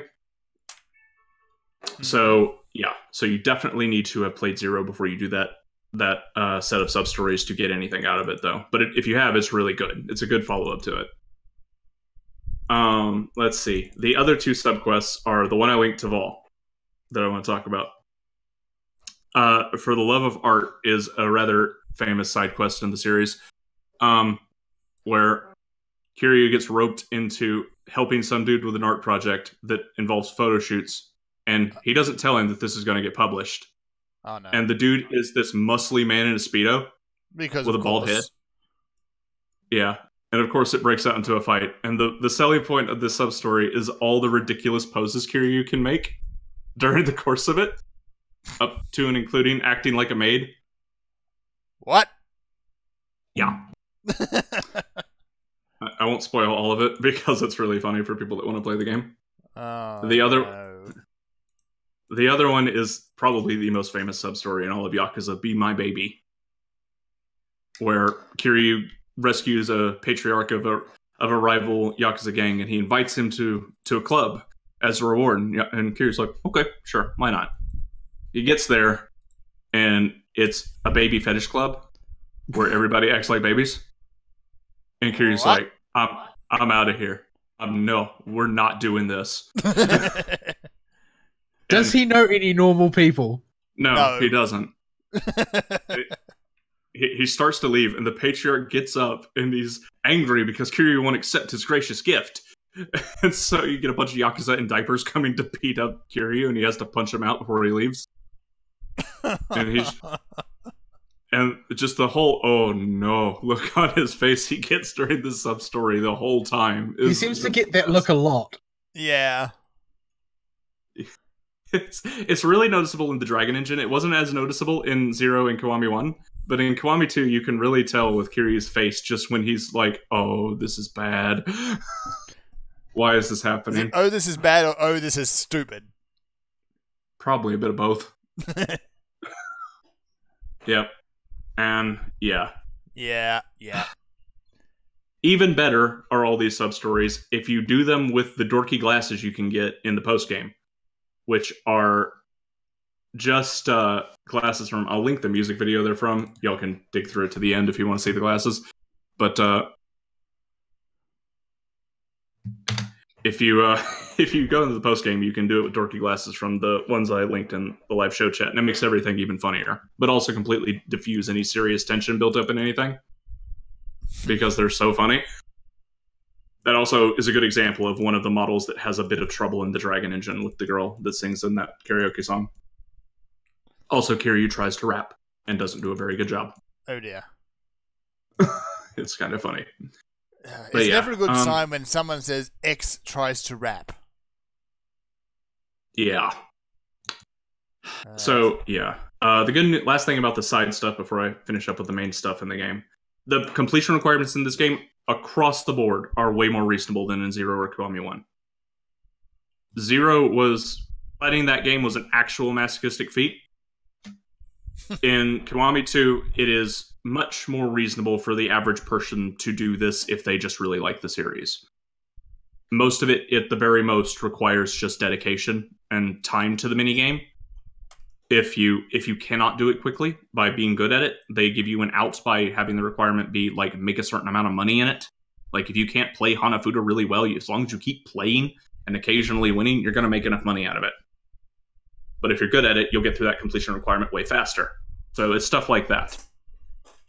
And at what point do you actually go and do Yakuza things? Yeah, the main story. Okay. So the main story is the Tojo clan ain't doing so hot after its officers done pooped the bed in the last game. And you had to deal with cleanup and handed it off to the first guy that looked like a nice guy. This was obviously not a good idea. It never is. Yeah, Kiryu got the ability to give it to some guy, so he picked the first nice guy he could think of, or who he thought was a nice guy anyway, and just gives him the chairmanship of the Tojo clan. And predictably, a year later, they're falling apart and having problems. And so now you go to find the son of the former head of the Tojo clan, the third chairman, and drag him back so that they can have some kind of leadership, maybe. If his mom can teach him, who was the acting chairman, so that they can get their stuff together. But there's another rival Yakuza group in Osaka, the Omi Alliance, who are being a bit of a problem, particularly one little group. And Kiryu has to take Daigo, the former chairman's son down to Osaka to deal with the problem. And it involves jumping between Osaka and Kamurocho in Tokyo, back and forth a lot to deal with shenanigans involving the Tojo clan and the Omi Alliance and the police. And I'm giving a generalization of the story because overall it is a much better story than Kiwami 1, and from what I've heard, it's one of the best stories in the series. And it was pretty good. I don't have the whole series bar to set it to. I have 0, 1, and 2. 1 was not very good. Just straight up, it's old. That's yeah, the story is old. People have learned how to write better for video games. That is Kiwami 1's biggest problem. And by 2, they seem to have gotten their act together. And I would say 2 is on par with 0. Maybe 0 is a little bit higher for personal taste, but it is really good. And it's worth sitting through and actually paying attention to this time. I didn't find myself falling asleep.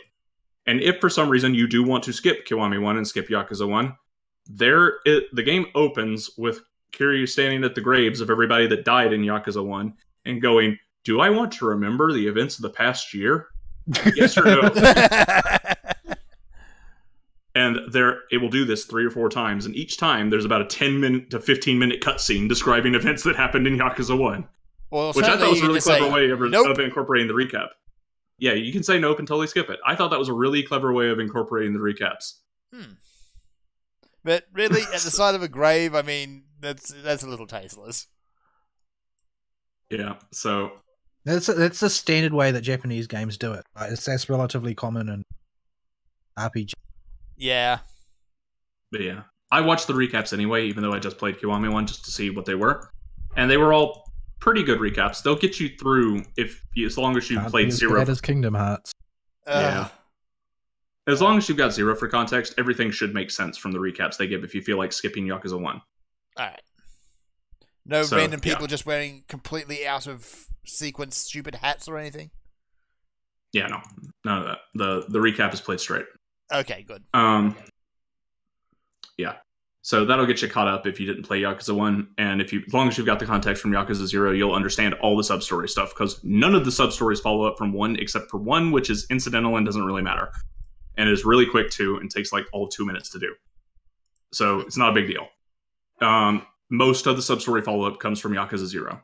Then the last thing to talk about in the game is the Majima chapters, which are really short follow-ups to the stuff Majima had set up in 0. Most of his plot threads have gotten resolved, but a few of them were left hanging, and ones they obviously aren't going to explore now that Kiryu's story is done. So they dedicated 3 mini chapters to wrapping them all up here in Kiwami 2. Oh dear. So, yeah.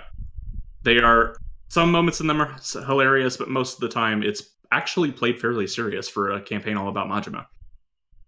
He has a few moments in it, but it's actually a fairly serious story bit. But, yeah. The man who opened a secret door with his face is being serious. Yeah. So, I'll end it with standout moments from the campaign.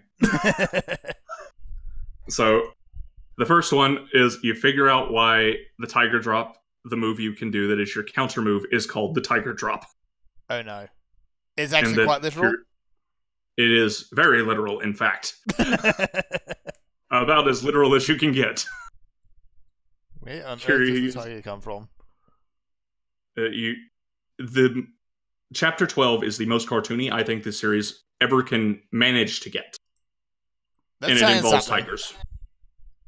Just trust me when I say I don't think it can get cheesier than a castle rising up from underneath another castle made entirely of gold filled with tigers and ninjas and samurai. What? It is the most cartoony the main story I have ever seen in the last 3 games. It sounds like an FGO event. It does, doesn't it? Yeah. It is for a bit villain that doesn't play into the grand scheme of the story whatsoever, but he has this just castle made of gold underneath another castle, and the gold castle's even bigger, and it's filled with ninjas, samurai, and tigers. Just because. Just because. It is the most just, what is this? I don't get it. that happens in the story. Because the rest of the story is played fairly straight and serious, and has been for all the other games. They've left the silliness to the side stuff. This is the first time it's wiggled its way into the main story and just stood out like ta-da. Like a metaphor. Yeah, like a metaphor I can't think of. So, yeah. The other moment is Majima head desk. Yeah. So at one point, the protagonists need to get back into the underground of an area called Purgatory in Kamurocho. And Majima has been running the place for the last 10 years after the old leader left. And so all the protagonists and lead and supporting characters are in there trying to figure out how to get back into the information room. But they can't figure out how to get it open. And Majima strolls in. He's like, I hear you guys needed to get in the information room. And he starts banging his head on the desk with a construction helmet on to make the desk activate and make the elevator go down. And it takes him about 10 tries for it to work. And this whole time, Kiryu is looking at Daigo and going, should we stop him? And he's like, probably. And they try to stop him with one last massive headbutt. It works. Yeah, it makes about as much sense as you'd expect. It makes even less sense in context. Well, I'm actually, totally no, invincible. yes it does. The qualifier being Majima. I suppose so. The other Majima incident is when he has to defuse a bomb. Oh dear. And he has his construction buddy helping him do it. They're both in hard hats, sitting near this bomb, and Majima's instructing him on which wires to cut. And he's pressing on his hard hat, and the subordinate looks at him and goes, "Boss, does that thing really give you the ability to defuse bombs?" He goes, "Huh? No, I don't know anything about this tangly rainbow shiz." just kind of... And then he does eeny, meeny, miny, mo for the last one. And I won't spoil what happens at the end because it's hilarious and is not what you think. Oh dear. I think I just have to carve out some time to play the Yakuza games. They're worth it. I knew I would like these games going into them, but I didn't. I just, it's one of those games that's a big investment and you have to set aside time for it. Yeah. It has to be your focus game for a while. It's complete glorious nonsense. Yes. So that is probably the most Yakuza I will be spouting on the show for a while, because there are HD remasters that are currently in limbo for 3, 4, and 5. Not Kiwami remakes like the first two games, but proper HD remasters, hopefully with all the cut content from 3 added back into it. Nice. So yeah, I'm on hold until we get an announcement on those. But yeah, I definitely recommend starting with Yakuza 0. Your interactions with Majima will be quite a bit different than those that started in the main series, because he's not crazy yet. And there isn't even really a good explanation for why he goes as crazy as he does in 0. It just kind of happens. He just becomes more Majima. Yeah. Yeah, but I would definitely recommend starting with 0. The only problems with starting with 0 is it does flash forwards to a few things in 5, but they're not that big. They're just bits of Majima's backstory, and they all bundle up into bad stuff happened to him and his Yakuza blood brother. That's it. That's all the context you really need from it. The rest is all self-contained in 0. Okay. And then from there, play Kiwami 1, or you can skip it and go to Yakuza 2 and watch the full recap at the start of the game, as long as you played 0 ahead of time. And that seems to be a fairly comfortable way I can think of recommending the series. Which one do I already have because it was on PS? Kiwami 1. Yes. Yeah, you got Kiwami 1 on PSN. Which is an okay starting point, but I would definitely recommend playing 0 before Kiwami 2. Which is steadily dipping in price. It's getting old enough now where it's one of the earlier PS4 games, so you can get it cheaper-ish nowadays. But yeah, I have been very impressed with the series. I plattied both 0 and 2. I did not platy Kiwami 1 because it had the same completion requirements as 0, and I was not nearly as into that game as I was 0. Mm-hmm. And was a little worried going into 2, but 2 picked it right back up and kept the ball rolling, and I was really happy about that. So yeah. I think that's everything about Yakuza, and that's really all I've done other than work. This took a serious time commitment where I had to put all my focus into it in my free time. I didn't have time to do anything else. If I was going to platy a game, especially one as big as Yakuza, I needed to commit time to it. So that is all I've done for the past almost 2 weeks. That's why you've left me to Devil Joe's Tender Mercies by myself. I mean, I'm just saying, I would rather go watch Majima bang a desk than go fight Devil Joe. I can certainly see the appeal of that. Yes. So yeah. That's done. I think up next on the chopping block is probably the Resi 2 remake, which I also got for my birthday. Oh, nice. It's been installed and ready nice to go. To get birthday presents. Yeah, I know, right? make some RL friends. I have RL friends. Well, they used to be RL friends. Now they live in other countries. Yeah, same problem. Yep, make some more. Yeah. y'all are in a tiny country, so things are different. But, well, Vol is anyway. I'm in the middle of nowhere. Yeah, you're in the boonies. That's a different problem. That is. So yeah, I think that's everything. That's everything in the notes that I have written down. Anyway, there were a few other minor things, but they're not really relevant. So right. I think we'll call my week there. There's your recommendation for the Yakuza series. I'm done so with it for a while, folks.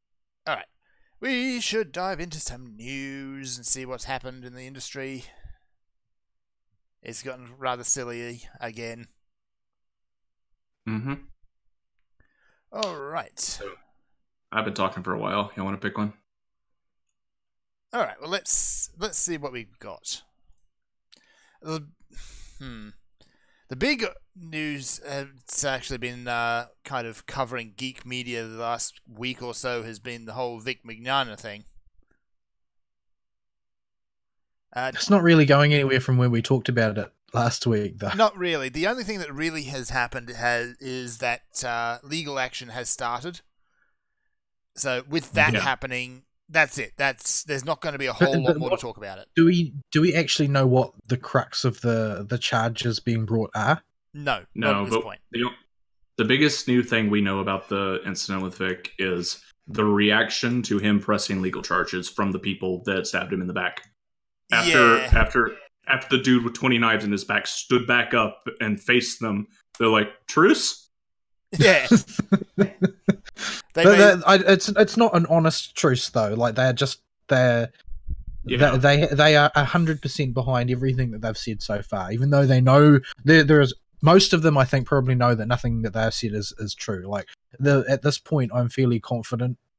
Not confident enough that I would, swear up and down that it was true, but I'm fairly confident that Vic's innocent of the things that he's been accused of. Mm-hmm. Mainly because he tells better stories, to be honest. Like, his account of the way things happen sounds more like something that would happen in real life than the sorts of accounts given by people who clearly, hate him. It's as simple as that. Like, and one of the things that I saw, which was tangentially related this week, I think I linked it to you guys, was a video of a guy who's going through the Glassdoor reviews on what it's actually like at Funimation, and it seems like it's pretty much a hellhole there. Yeah, basically just a horrible, horrible place to work, and everybody is out to either push the blame on somebody else, point the finger at somebody else, or stab somebody else in the back. Though it sounds like they've got a really toxic culture at that company. It does, doesn't it? And this is the sort of thing that I would expect to come right out of a culture like. Because the reality is that when it comes to fans, everybody loves Vic. He's like one of the most popular ones that there is. Mm-hmm. Yeah, dude did Edward Elric. Like, that's all he needs to be one of the most popular. That's all he needs, yeah. But he's also the lead from Ouran High School, the male lead from Ouran High School Host Club. He's Tamaki. So yeah. And he's bunch got of a following. Yeah. And a whole mess of other popular roles. Like, this is, yeah. It sounds like jealousy and backbiting are pretty common at that tier of the industry.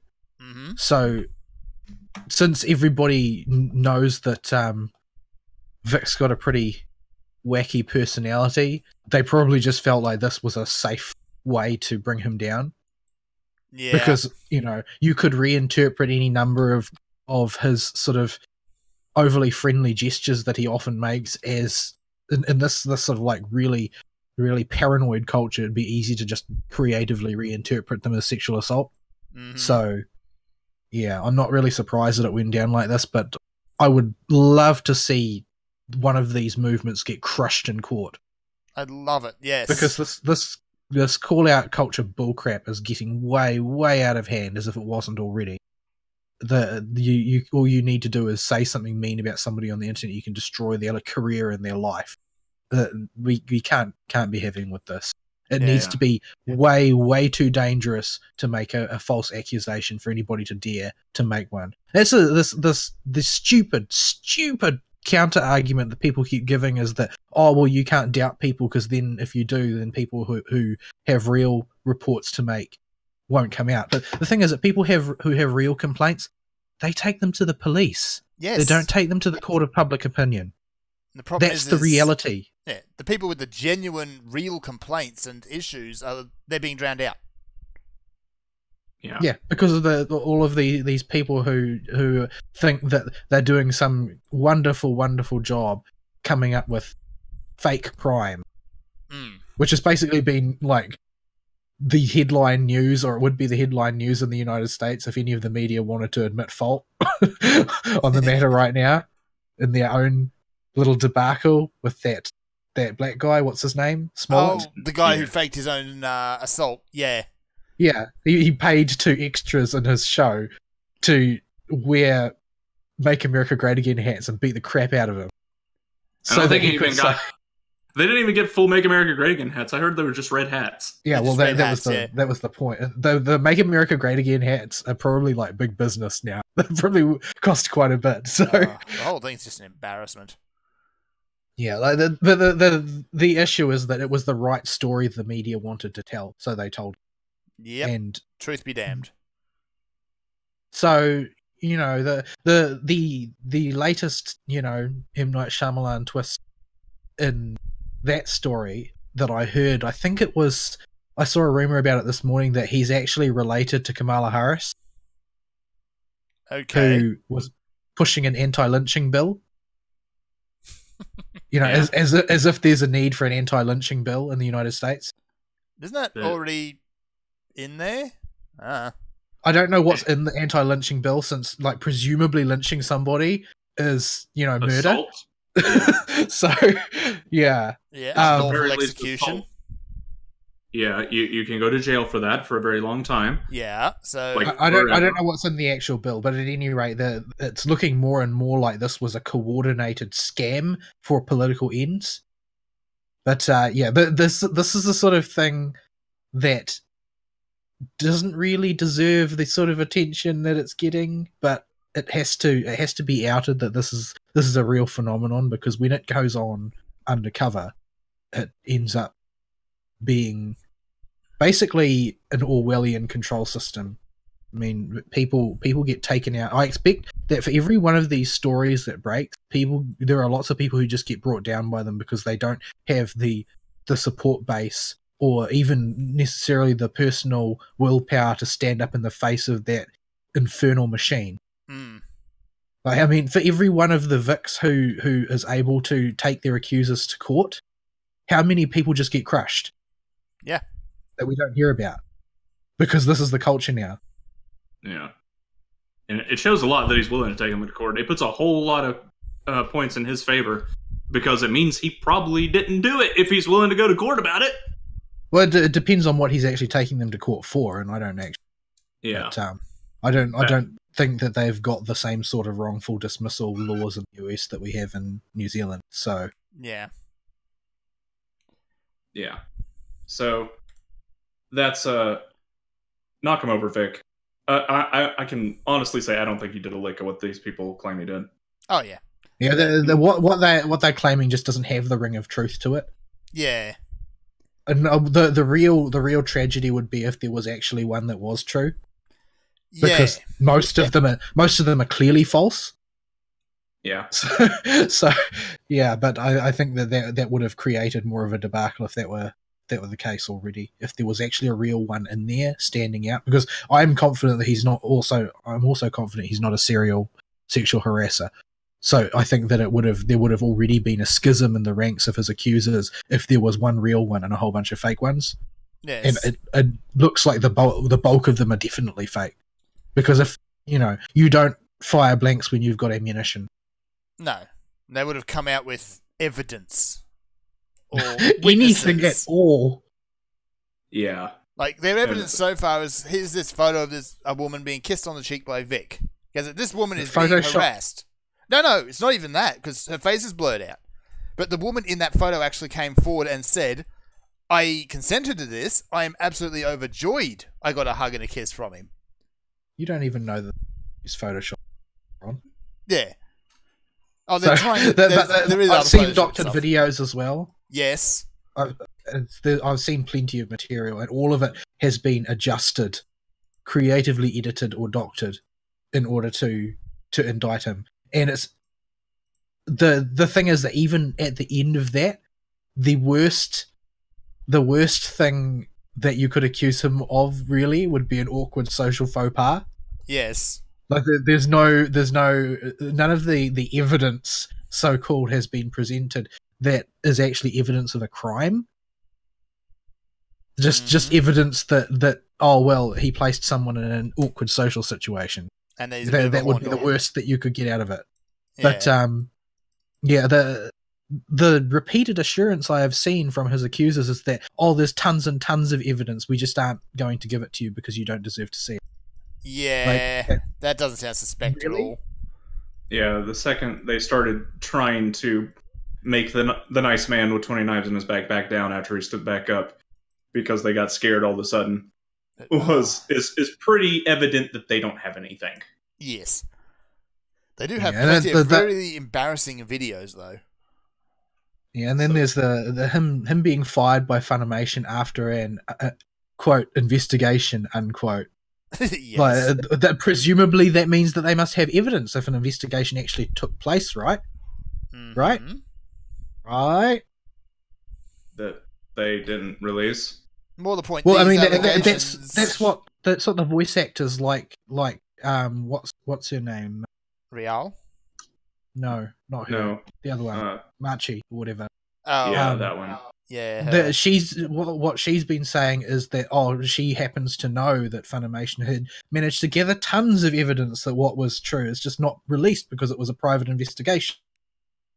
Hmm. Like nothing that comes out of that woman's mouth sounds even remotely like it has been within smelling distance of the truth in the last 20 years. The sort of things that are actually accusing him of. This is the sort of thing, guys. We've done our investigation. Now we're taking this to the police. Yeah, if they'd found anything, it would have gone to the police. The fact Yeah. that it hasn't means that they didn't. Yeah. Presumably, they had convinced themselves, at least a good number of them had convinced themselves that enough of this was true, that eventually they would be the ones to dob him into the police. And I think that the reason they're so scared now is because he got the jump on them. He had the confidence to take someone to court over them when they expect to see him in court on the other side. What's actually really gratifying is how the fan base is also grouped up and started to help out Vic. Like a bulk of his legal proceedings are being managed by a GoFundMe that was started by a fan. Yeah. And Who unless was you're actually on also a lawyer, by the way. Yeah. And unless you're on a website that is actively censoring the comment sections, the internet is not in favor of the people that are attacking Vic at all. Oh no, That they are very much so against this. and very vocal about it. In the court of public opinion, they've already lost.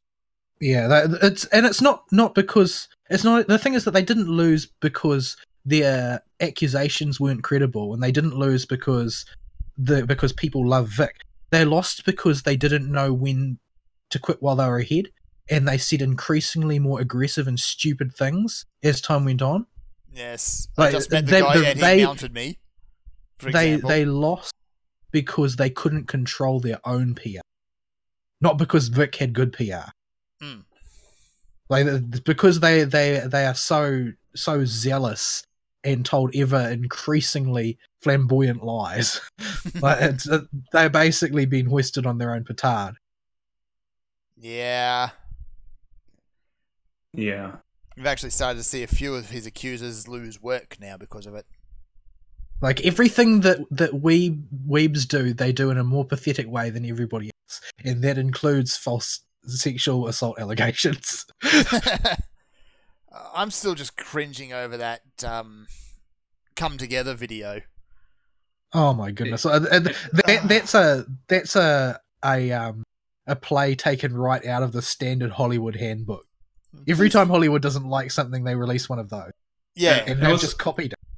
And what's hilarious about these videos is they don't mean anything, half those people in that video could totally be on Vic's side in this and not be able to say anything because they're going to lose their jobs. Yep. So it doesn't mean anything. That's actually what I heard. I was listening to a podcast this morning about the Smollett case in the US, and apparently when it was brought to the media, the majority of people on the newsroom floor didn't believe the story, but could not say so because they were afraid to lose their jobs. They said, well, I mean, when the cameras are rolling, I have to act like I believe it because I don't actually have a choice. Yeah. Yeah, it's a mess. It's a complete mess. Knock him dead, Vic. Yep. Take him their to the trash. ass. It sounds like there's a real toxic environment there, and hopefully the worst elements in this case will make themselves too toxic to hire. They're doing a pretty good job at that already. Yeah. Because this is what they've done to Vic, and I think it would be poetic justice if it happens to them, because they've managed to build a reputation as, basically scum. Yeah. So, if they can't get work. That would be the best karmic justice for that one, I think. Well, yeah. If they lose, no one will want to work with any of these people at all.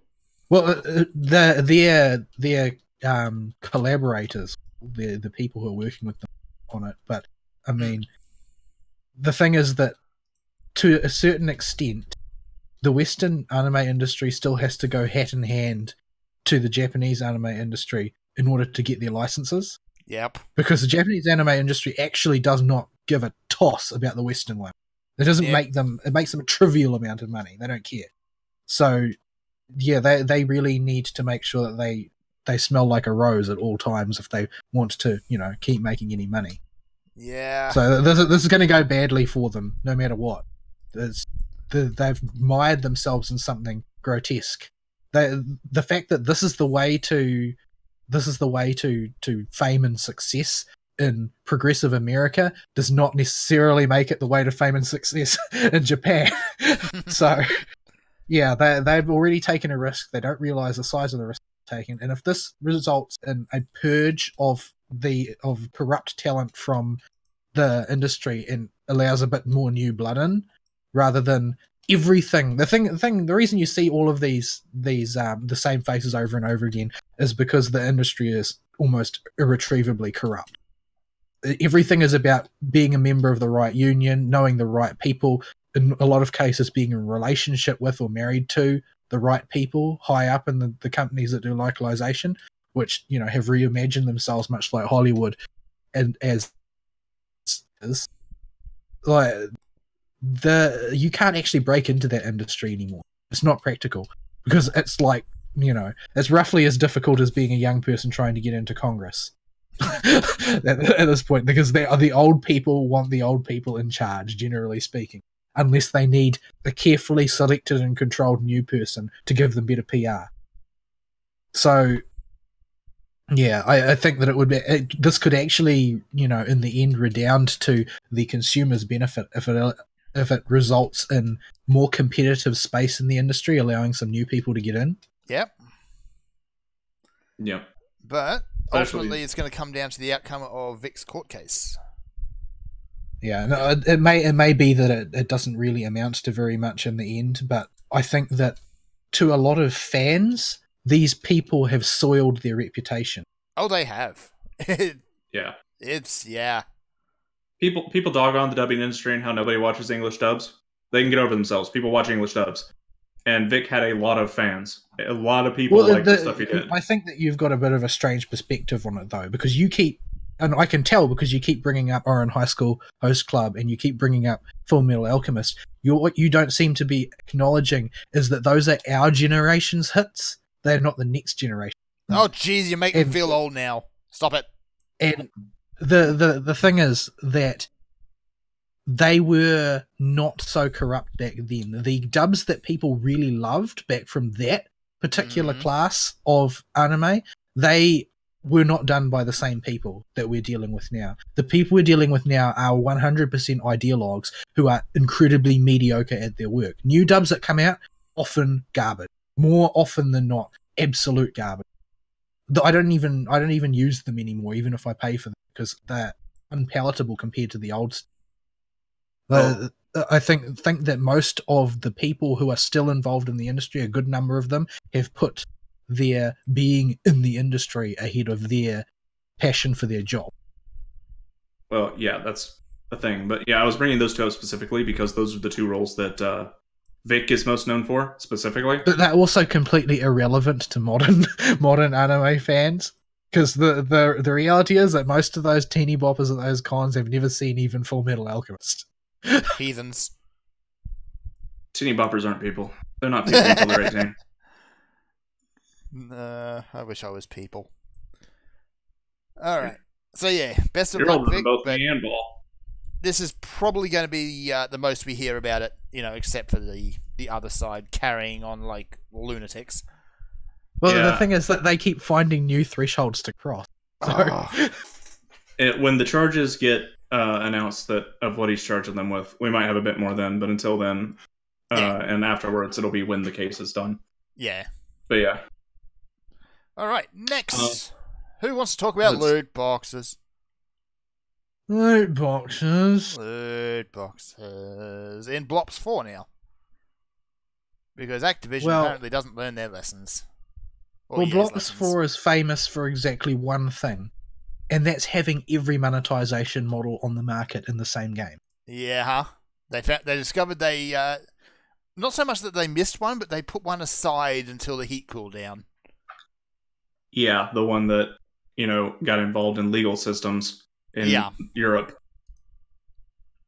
And Australia. And Hawaii, I think. Yeah. The way it's shaping up here, actually, loot boxes will suffer the same fate they did in Belgium in Australia. So that's going to be something to look forward to. Right, so Blops 4. What we have got on the table here is we've got a AAA game sold initially at a premium price, right? And on top of that, you've got your season pass. And on top of that, you've got your in-game currency that is connected to your rank, which you want more ranks of. So you want these points, but instead of using your points to get your ranks to get your new stuff, you can just buy ranks. So they've got an additional make things go faster monetization system. And then they've got your shop that you can spend money on things, and you've got your loot boxes so you can get random things by spending. So they have managed to cram every imaginable monetization system into the same game. And Battlefield 5 is so bad that they're still doing worse. Just why? Yeah, the most interesting part of this is them holding it off until the reviews came out, but still having all the other ones in there. What's really gratifying, though, is by and large, a lot of those reviewers and even the fan base has gone, "Oi!" Yeah, there has been quite the backlash to this. Like, wait a minute. You didn't say this was going to be a thing. Yeah, we're going to change our review now in a couple of cases. Well, it's not going to make any difference if the God Blops fans keep playing. Oh, yeah, they'll buy it anyway. More than that, the bulk of sales are in one. Yeah. Go ahead. The whales will keep pumping money in regardless. That's what makes them whales. The math is always that, well, the whales are whaley enough that it doesn't matter how much outrage there is, we'll still be making money hand over fist. Like, if you tried to pitch FGO to the broad market as opposed to the market of people who are suckers for gacha or completely insane fans of the franchise, like that would prompt immediate outrage. But it wouldn't matter because we know that suckers for gacha and Fate fans are willing to spend insane amounts. FGO is unique in a lot of ways, actually, because not only do they have whales, they've got leviathans. Yeah. So yeah, But, I mean, there's some pretty big spenders in some of the loot box games as well. Like I heard that there was one, I think it was for either for Fortnite or for Blops, had spent something like $15,000 on loot boxes in a very short amount of time. Which is still less than people spend on FGO, but yeah. Yeah. At what point do you actually class them as a Leviathan? $10,000 a year spend, maybe? I don't know. think if you can buy a car with the money you spend on the game, you count. That's probably a good metric, actually, yeah. We'll go with that. Perhaps clinical diagnosis is problem gambler. Yeah. I'm not even sure it's gambling for some people. I think it's just the accepted price they'll have to pay to get their waifus. Could be. Could be. It's like... I guess it depends on how much you value the waifu. That's sort of a scary thought, though. Really, that you know that what we are actually ranking this on is how waifuable is a JPEG. Like, I liked Momo. I tried to roll for Mordred both times she's come up in the last month, and I didn't get her. But I didn't go drop a truckload of money that I could use to buy a car on her. Yeah. Fate fans are kind of crazy. So, yeah, anyway, Blops. So, yeah, the backlash has been pretty freaking big. Yeah. But are any of the people who are lashing back actually people who put money into the game? That's Sadly, the big question. A lot of the people who make a big noise about these things are the commentariat and that part of the market which is already wise to this and would not spend money anyway are the ones who usually comment. Yep. They are the generators of the backlash, and since they're all outspoken types, generally speaking, you're going to have a much noisier backlash than the actual pocketbook impact. Mm-hmm. Yeah. I think the bigger thing is that with breaking the system into the casual market to fish out more whales by not putting it in the first 2 weeks and letting the major sales come in the first 2 weeks when a game always sells the most to get the biggest pool of fish to try to fish new whales out of. That's the scummier part when I look at this. All right. Shall we move on to the next scummy thing from a company that usually avoids being called scummy? Which one? Atlas. Wait, we still have those? So, oh, right, the boo-boo. Okay, so yeah. We told you to send us an email, but we reminded ourselves because she didn't love us. So Atlas has actually put up a player survey, and I'm going to throw this up on the screen because it's embarrassment. Let me see. Where did I put that? There it is. Here it is. There's been a lot of, let's just say, around Atlas lately, particularly around Catherine. All artificial re. Oh, completely artificial re. So they put out a survey to find out exactly what people really think. Well, we'll tell the whole story in brief, and the whole story is basically that one of the new endings for Catherine was made public, and the spoilers for this new alternate ending of Catherine. So basically, at the end of this particular ending, Catherine has fallen in love with the protagonist for realsies and wants the opportunity. Care with a C. Oh yeah, I forgot that's an issue, isn't it? The C. Yeah. Isn't there also a third girl now? Yeah. Yeah. But it's starting with a Q, obviously, because that makes sense. But she's fallen in love with the protagonist for realsies and wants to have the opportunity to have a legit relationship with him, which for the story circumstances she's actually incapable of. So she basically decides to wind back time and become the high school sweetheart that Catherine with a K was, and so basically take her place. And so there's a scene of them with all the friends who are friends in the main continuity of the game, basically celebrating the wedding of the two. But at any rate, the lunatics at Reset Era, and for those that don't know, Reset Era are the mob of psychopathic social justice warriors who found that NeoGAF, Psychopathic Social Justice Warrior Central, was insufficiently psychopathic and social justice warrior-y, and so had formed their own cell of lunatics. Basically decided that they would fabricate a story that the ending was included mentioning that the cast's transsexual character in this good ending didn't change to being a woman, and therefore this means that the ending is bigoted and transphobic. Now this is a fabrication. the guys over at Niche Gamer saw the ending footage and the story associated with it and found that this wasn't actually the case at all. It just happened to be a scene that happens pre that character's transition. And so the entire story was a fabrication conjured up by Reset Era and collaborated with the mainstream gaming press, who, in the manner of the mainstream gaming press, did zero reporting research. Naturally. Because they're so passe, right? To be a journalist who does journalism, who would think? Ridiculous. So, following on from that, the next bit of drama was that Brandon Orselli, the guy who runs Niche Gamer, broke the story and publicized the fact to anybody who would listen that the entire transphobia outrage that people were calling to burn down Atlas over was a fabrication, an operation carried out by Reset Era and has nothing to do with reality. So they then responded by targeting Brandon Orselli and trying to get people to call Child Protective Services to get him his access to his child revoked. Which is, we're talking pretty high-level scummery at this point. This is top-tier scummery, yeah. Because Orselli had a difficult relationship with his ex-wife and has only limited access to his son now, even though to hear him tell the story, and his story is quite credible, his son doesn't really care that much for his mother by comparison because she doesn't really treat him as anything much more than a nuisance.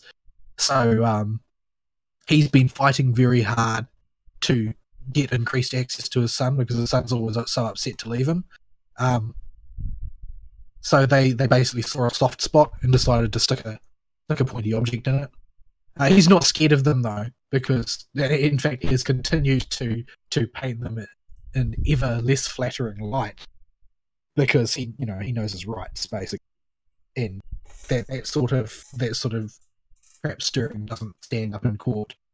You could take them to court for real world harassment, not SJW harassment. Well, when that became very clear very quickly because people told the people attacking him through this venue that they have since tried to pretend that they were just joking because that's the sort of crap you tell jokes about, right? You joke that you're going to take someone's son away from them, but nobody believes that. So the thing is that Niche Gamer's reach is not great, especially considering their persona non grata for not being social justice warriors. So the story has continued to roll on, and the person who plays the voice actress for the transsexual character has announced publicly that the localization team is going to change the scene to remove the bigotry of the Japanese version. And I'm quoting here that they're removing the bigotry. They have decided it's bigotry, and they are adjusting the scene. So basically, they're rewriting the scene for political purposes. Yeah, which is disgusting for a character that was essentially there for one clue to how the world works and a gag at the very end, where one of the guys has his first time with her, and he goes, "Oh no!" at the end. When he learns that she used to be a guy. That's it. That's all she's there for. She has next to no screen time relative to actual playtime in the game. So I'm poking through this survey on the stream, actually, and it's fairly innocuous so far. It's just asking... It's less what's actually in the survey, and the more the fact that it actually exists to begin with. Yeah. Immediately following this controversy. Yeah, I think that they are polling to try and work out in a very mercenary way to work out who is actually the important demographic here. Mm-hmm. Because both sides are capable of brigading, and one of them loves them more. So they're trying to work this out. They're trying to work this out, I think. Because there's no way they didn't look at the sales figures on Dragon's Crown and see what Outrage did for them in terms of profit. Oh, yeah. So this is probably the telling bit right here, because of why did you not, or have you not purchased or played these games? So for Catherine, I don't intend to play that game at all. It's just not my thing. I think that is the risk here is only in terms of how they respond to it, because it is. I think that it is entirely, and maybe not necessarily admirable, but respectable at least of them to at least try and collect more data on who is the audience that's at work here. Yep. Because somebody who explains their reasoning by not purchasing a game will have to do so in such a way that it's, you know, reasonable. So if you have a whole pile of responses which just have the word racist or transphobic or bigoted or sexist in there, I didn't buy it because it was sexist, then you can basically write that response off as boilerplate. Mm-hmm. And considering most of the people who would object have never played these games, they will give really crappy responses. The people, on the other hand, who do care about these franchises would be able to get better response to a survey. So this does allow them to collect data. What they do with that data, well, I mean, there's no knowing. It depends on who's going to read it. Who's going to be the one interpreting this data and reading it to begin with, and what if they have an agenda to push? What is it? That's the dealio with this, and what's the scary part is somebody could get a hold of it that has a political agenda and just cherry pick the data that says, "Oh, well, look at all these responses we got about sexism in the games." That basically depends on how far up was this initiative triggered. So if it's somebody relatively high up, most likely what they want to do is find out which demographic is going to make us money. We'll pander to them. If it comes from somebody in the community team or something useless like that, then it's going to be, how can we gather data to use for our political end? So, you know, it could go either way. Yeah, it depends on how it's being set up. But yeah, the fact that the voice actress is able to announce that the localization team is planning to change the scene for political ends suggests to me that there's quite a lot of swing in there. But the thing that most people have to remember about localization teams is that localization teams are the most incompetent sector of the translation industry. And I mean that in terms of like worldwide. People who are good at translation, they work in financial sector, scientific sector, technological sector, places like that. People who are too crap at localization to do a real job work in video games and anime. Like this is simply the bald truth.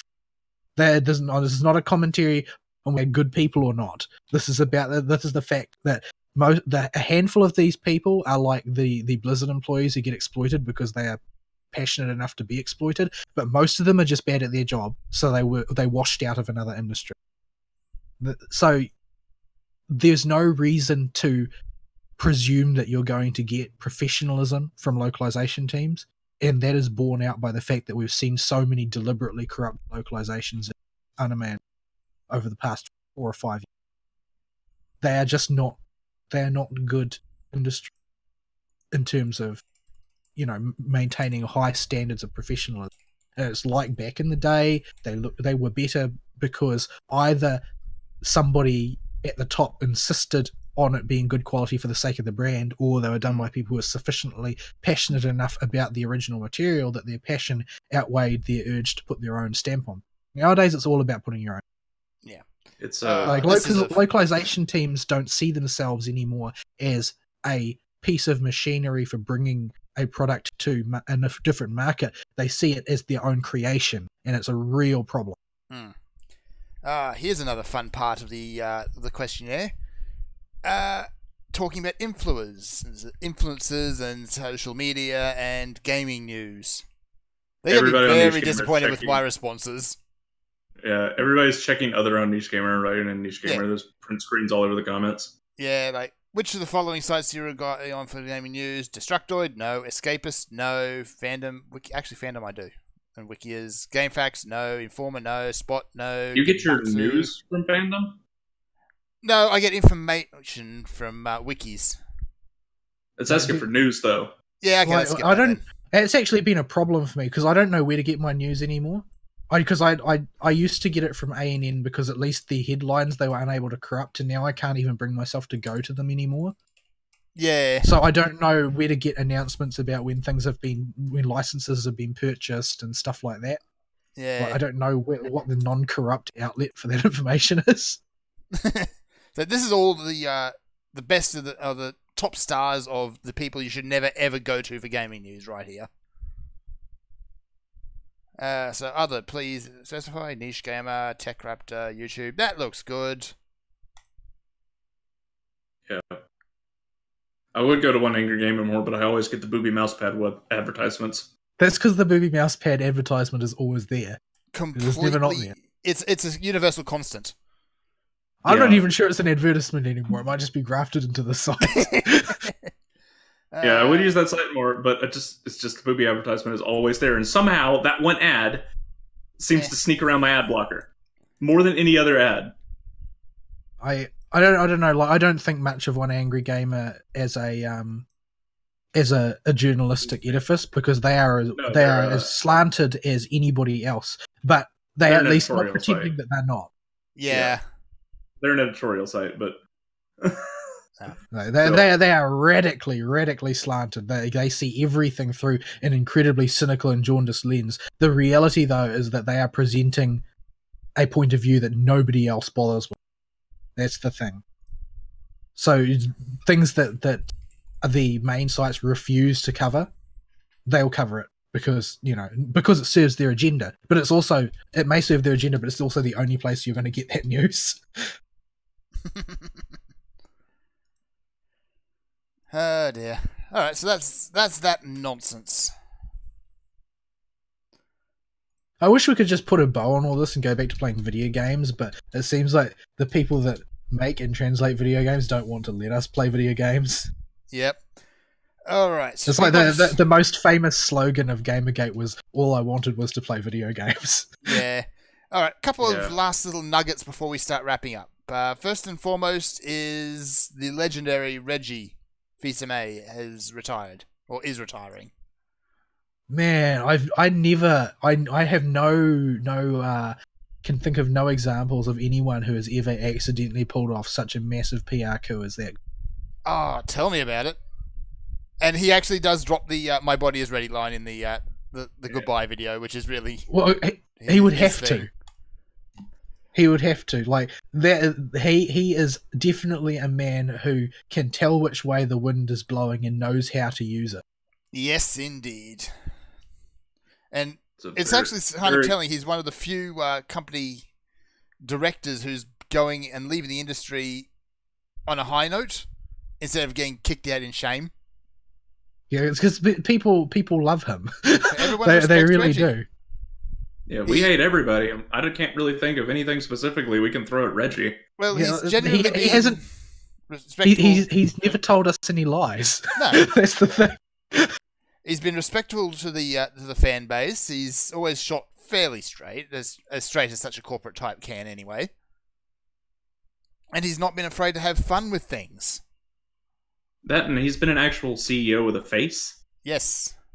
Like he's been active and people know who he is. And that's why this is such a big deal. Well, I think more than anything, people trust somebody who is willing to laugh at themselves.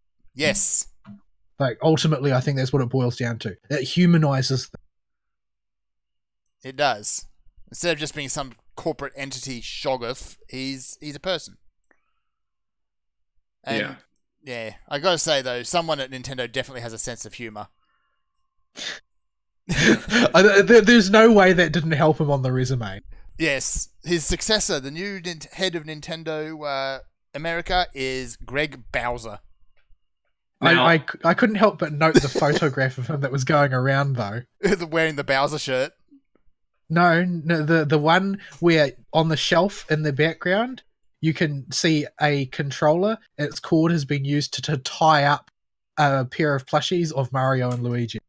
Okay, I haven't seen that one. I'm gonna have to look for that. That's great.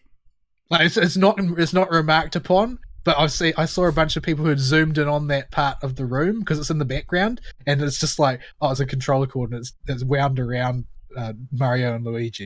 Yeah. Well, every other picture I've been able to find of him, he's wearing a Bowser shirt, or there's a big picture of Bowser behind him, or something like that. Well, you would though, wouldn't you? Yeah. So Nintendo's having fun with it. the far cynical side of my brain says somebody in marketing got a light bulb idea when Reggie said he was retired. It's a stroke of genius if that's the case. I like the fact that people also posted a lot of fan art of sort of like a grinning Bowser sitting back in his chair dressed in a suit and smoking a cigar. Yeah. It would been a popular picture going around as well. It's like, yeah, Bowser's finally in charge of Nintendo. You know, the first Nintendo Direct he runs is going to be very interesting. It's going to be very Bowser. It's going to be incredibly Bowser. In before Bowser gets his own standalone game, by the way. Yeah. Yeah. Well, it'll be interesting to see how he handles the community compared to Reggie. Because Reggie was, a human being and was actually a face for the company. Yep. And that's something I don't think Nintendo really wants to lose. That's something that's been good for them the whole way ever since My Body Is Ready. Yeah. Like they had Miyamoto kind of on and off before that, but nothing to the degree Reggie did. Yeah. Miyamoto is also slightly creepy. That smile. He's also old. He is also getting on a bit, was. yeah. Yeah, he's getting up there. We're getting up there. Don't say that. 15 years till back problems, guys. So, yeah. Make use of it while we can. We shall miss the Reggie. The Reggie will be totally missed, because the Reggie was great. Yep. He had a good run. 15-ish years, I think. Yeah, round about. It's pretty good. And for him to leave on a high note after 15 years makes sense. That Yes. feels right. Yeah. So, And yeah, not being kicked out by the board for a horrendous failure, or being Todd Howard, or, all sorts of other things that we see lately. Unfortunately, Todd Howard's still there. Yeah. Well, there is a Bethesda thing we could talk about, but it actually runs a bit deeper than we probably have time for. It's embarrassing, and I don't really want to bang on about Fallout 76 anymore. Yeah. So we might cover that next week when it levels out a bit. It's a little rocky right now. But yeah, Reggie was good. I liked Reggie. We're going to miss Reggie. Yeah. All right. And do you really want to talk about Square Enix's finances? Because this is... I was more linking this just to comment on it at the time when I saw how big the numbers actually were. I expected a drop. Well, this is unsurprising with the cuts that everybody's making. Like they're a big company. They're not any less at risk right now than the EAs and the Activisions and the Ubis and all of them. They're in the same boat. They're a giant company that's made poor investment. So yeah. Yeah. The long and short of this one is they lost 61% of their profits from 9 months ago. That's how badly down they are. It's a market contraction, as we've said before. Mm-hmm. This is just the natural outcome. Especially when you double down on Final Fantasy 15. Yeah, it's a pretty big one, but I was mostly just linking it to those two while I was talking it before the show. I wasn't actually linking it for the show. But there's been another outrage topic, although it's outrage in the opposite direction this time. It's a League of Legends, another League of Legends thing, and Riot showing themselves to be woke again. Right. I wasn't going to talk about this because it's embarrassing. I thought it was funny. I think it's funny. Like every time Riot beclowns themselves, I just laugh. I think it's hilarious. I like seeing these companies publicly humiliate themselves rather than being able to engage in machinations in private, because this is one of those situations which is proving to be increasingly prevalent in League of Legends right now, where generally speaking, the gaming community thinks that Riot's wokeness is just a joke. Yes. And that they're ridiculous and that they're harming the community. Riot are a case in point of the fact that you can turn your fans against you by being woke.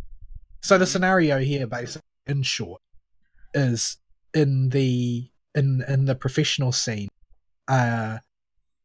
There's this female team, this all female team, Vivect, and they've been competing, and they came up against another team.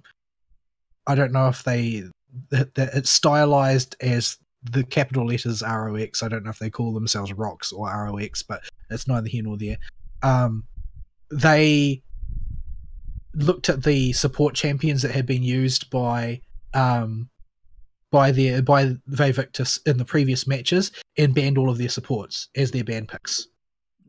And they were chastised by Riot for this under the guise that it was sexual discrimination. You what?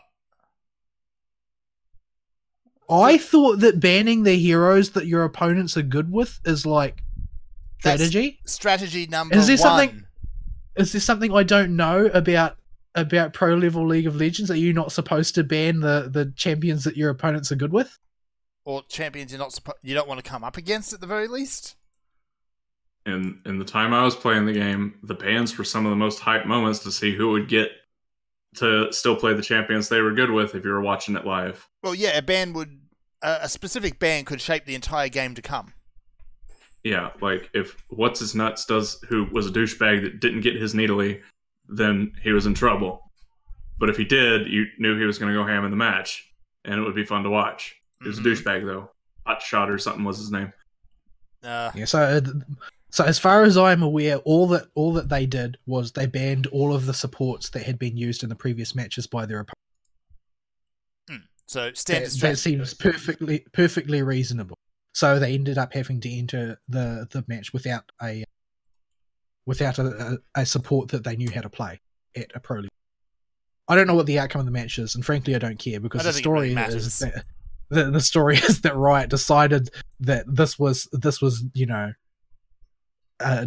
is sexual discrimination, basically. Well, they cited the discrimination regulation as the reason for their reprimand.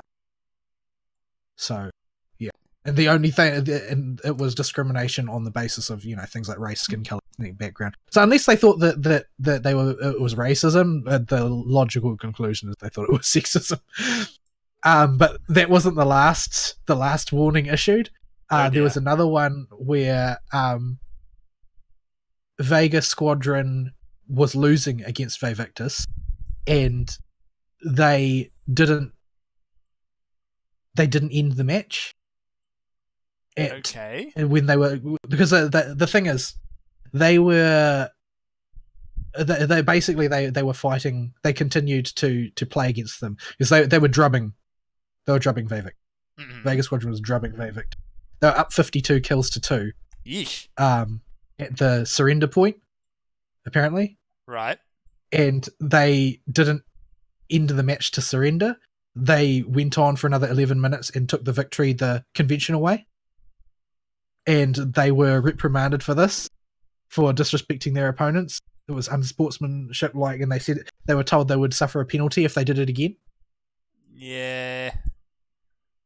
And they made a comment saying that it was clearly gender discrimination.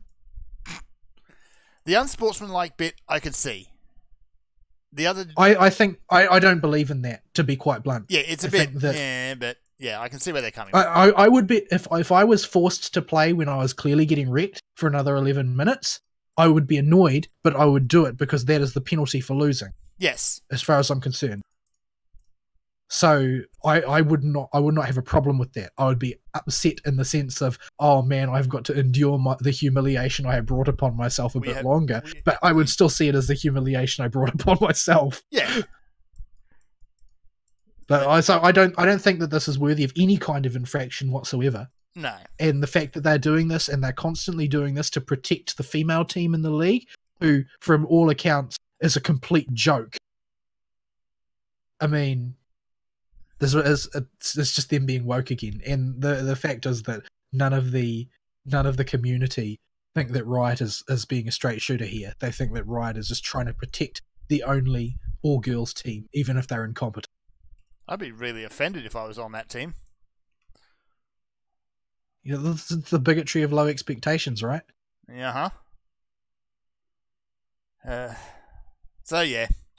So this is Riot being Riot. It's been an ongoing theme for Riot over the past few years, is that they've been getting increasingly woke, like holding panels at cons where only women are allowed to attend and that sort of thing. Like, Yeah. It's what in any other sane world would just be called blatant sexism, Mhm. but because it's women, it doesn't count for some reason. Yeah. Anyway, we should start wrapping up. We should. Righto. So, All right. Nothing's really big enough for an email topic of the week, but I'll close with this. Humble Bundle has Yakuza 0 on it right now. If you want it.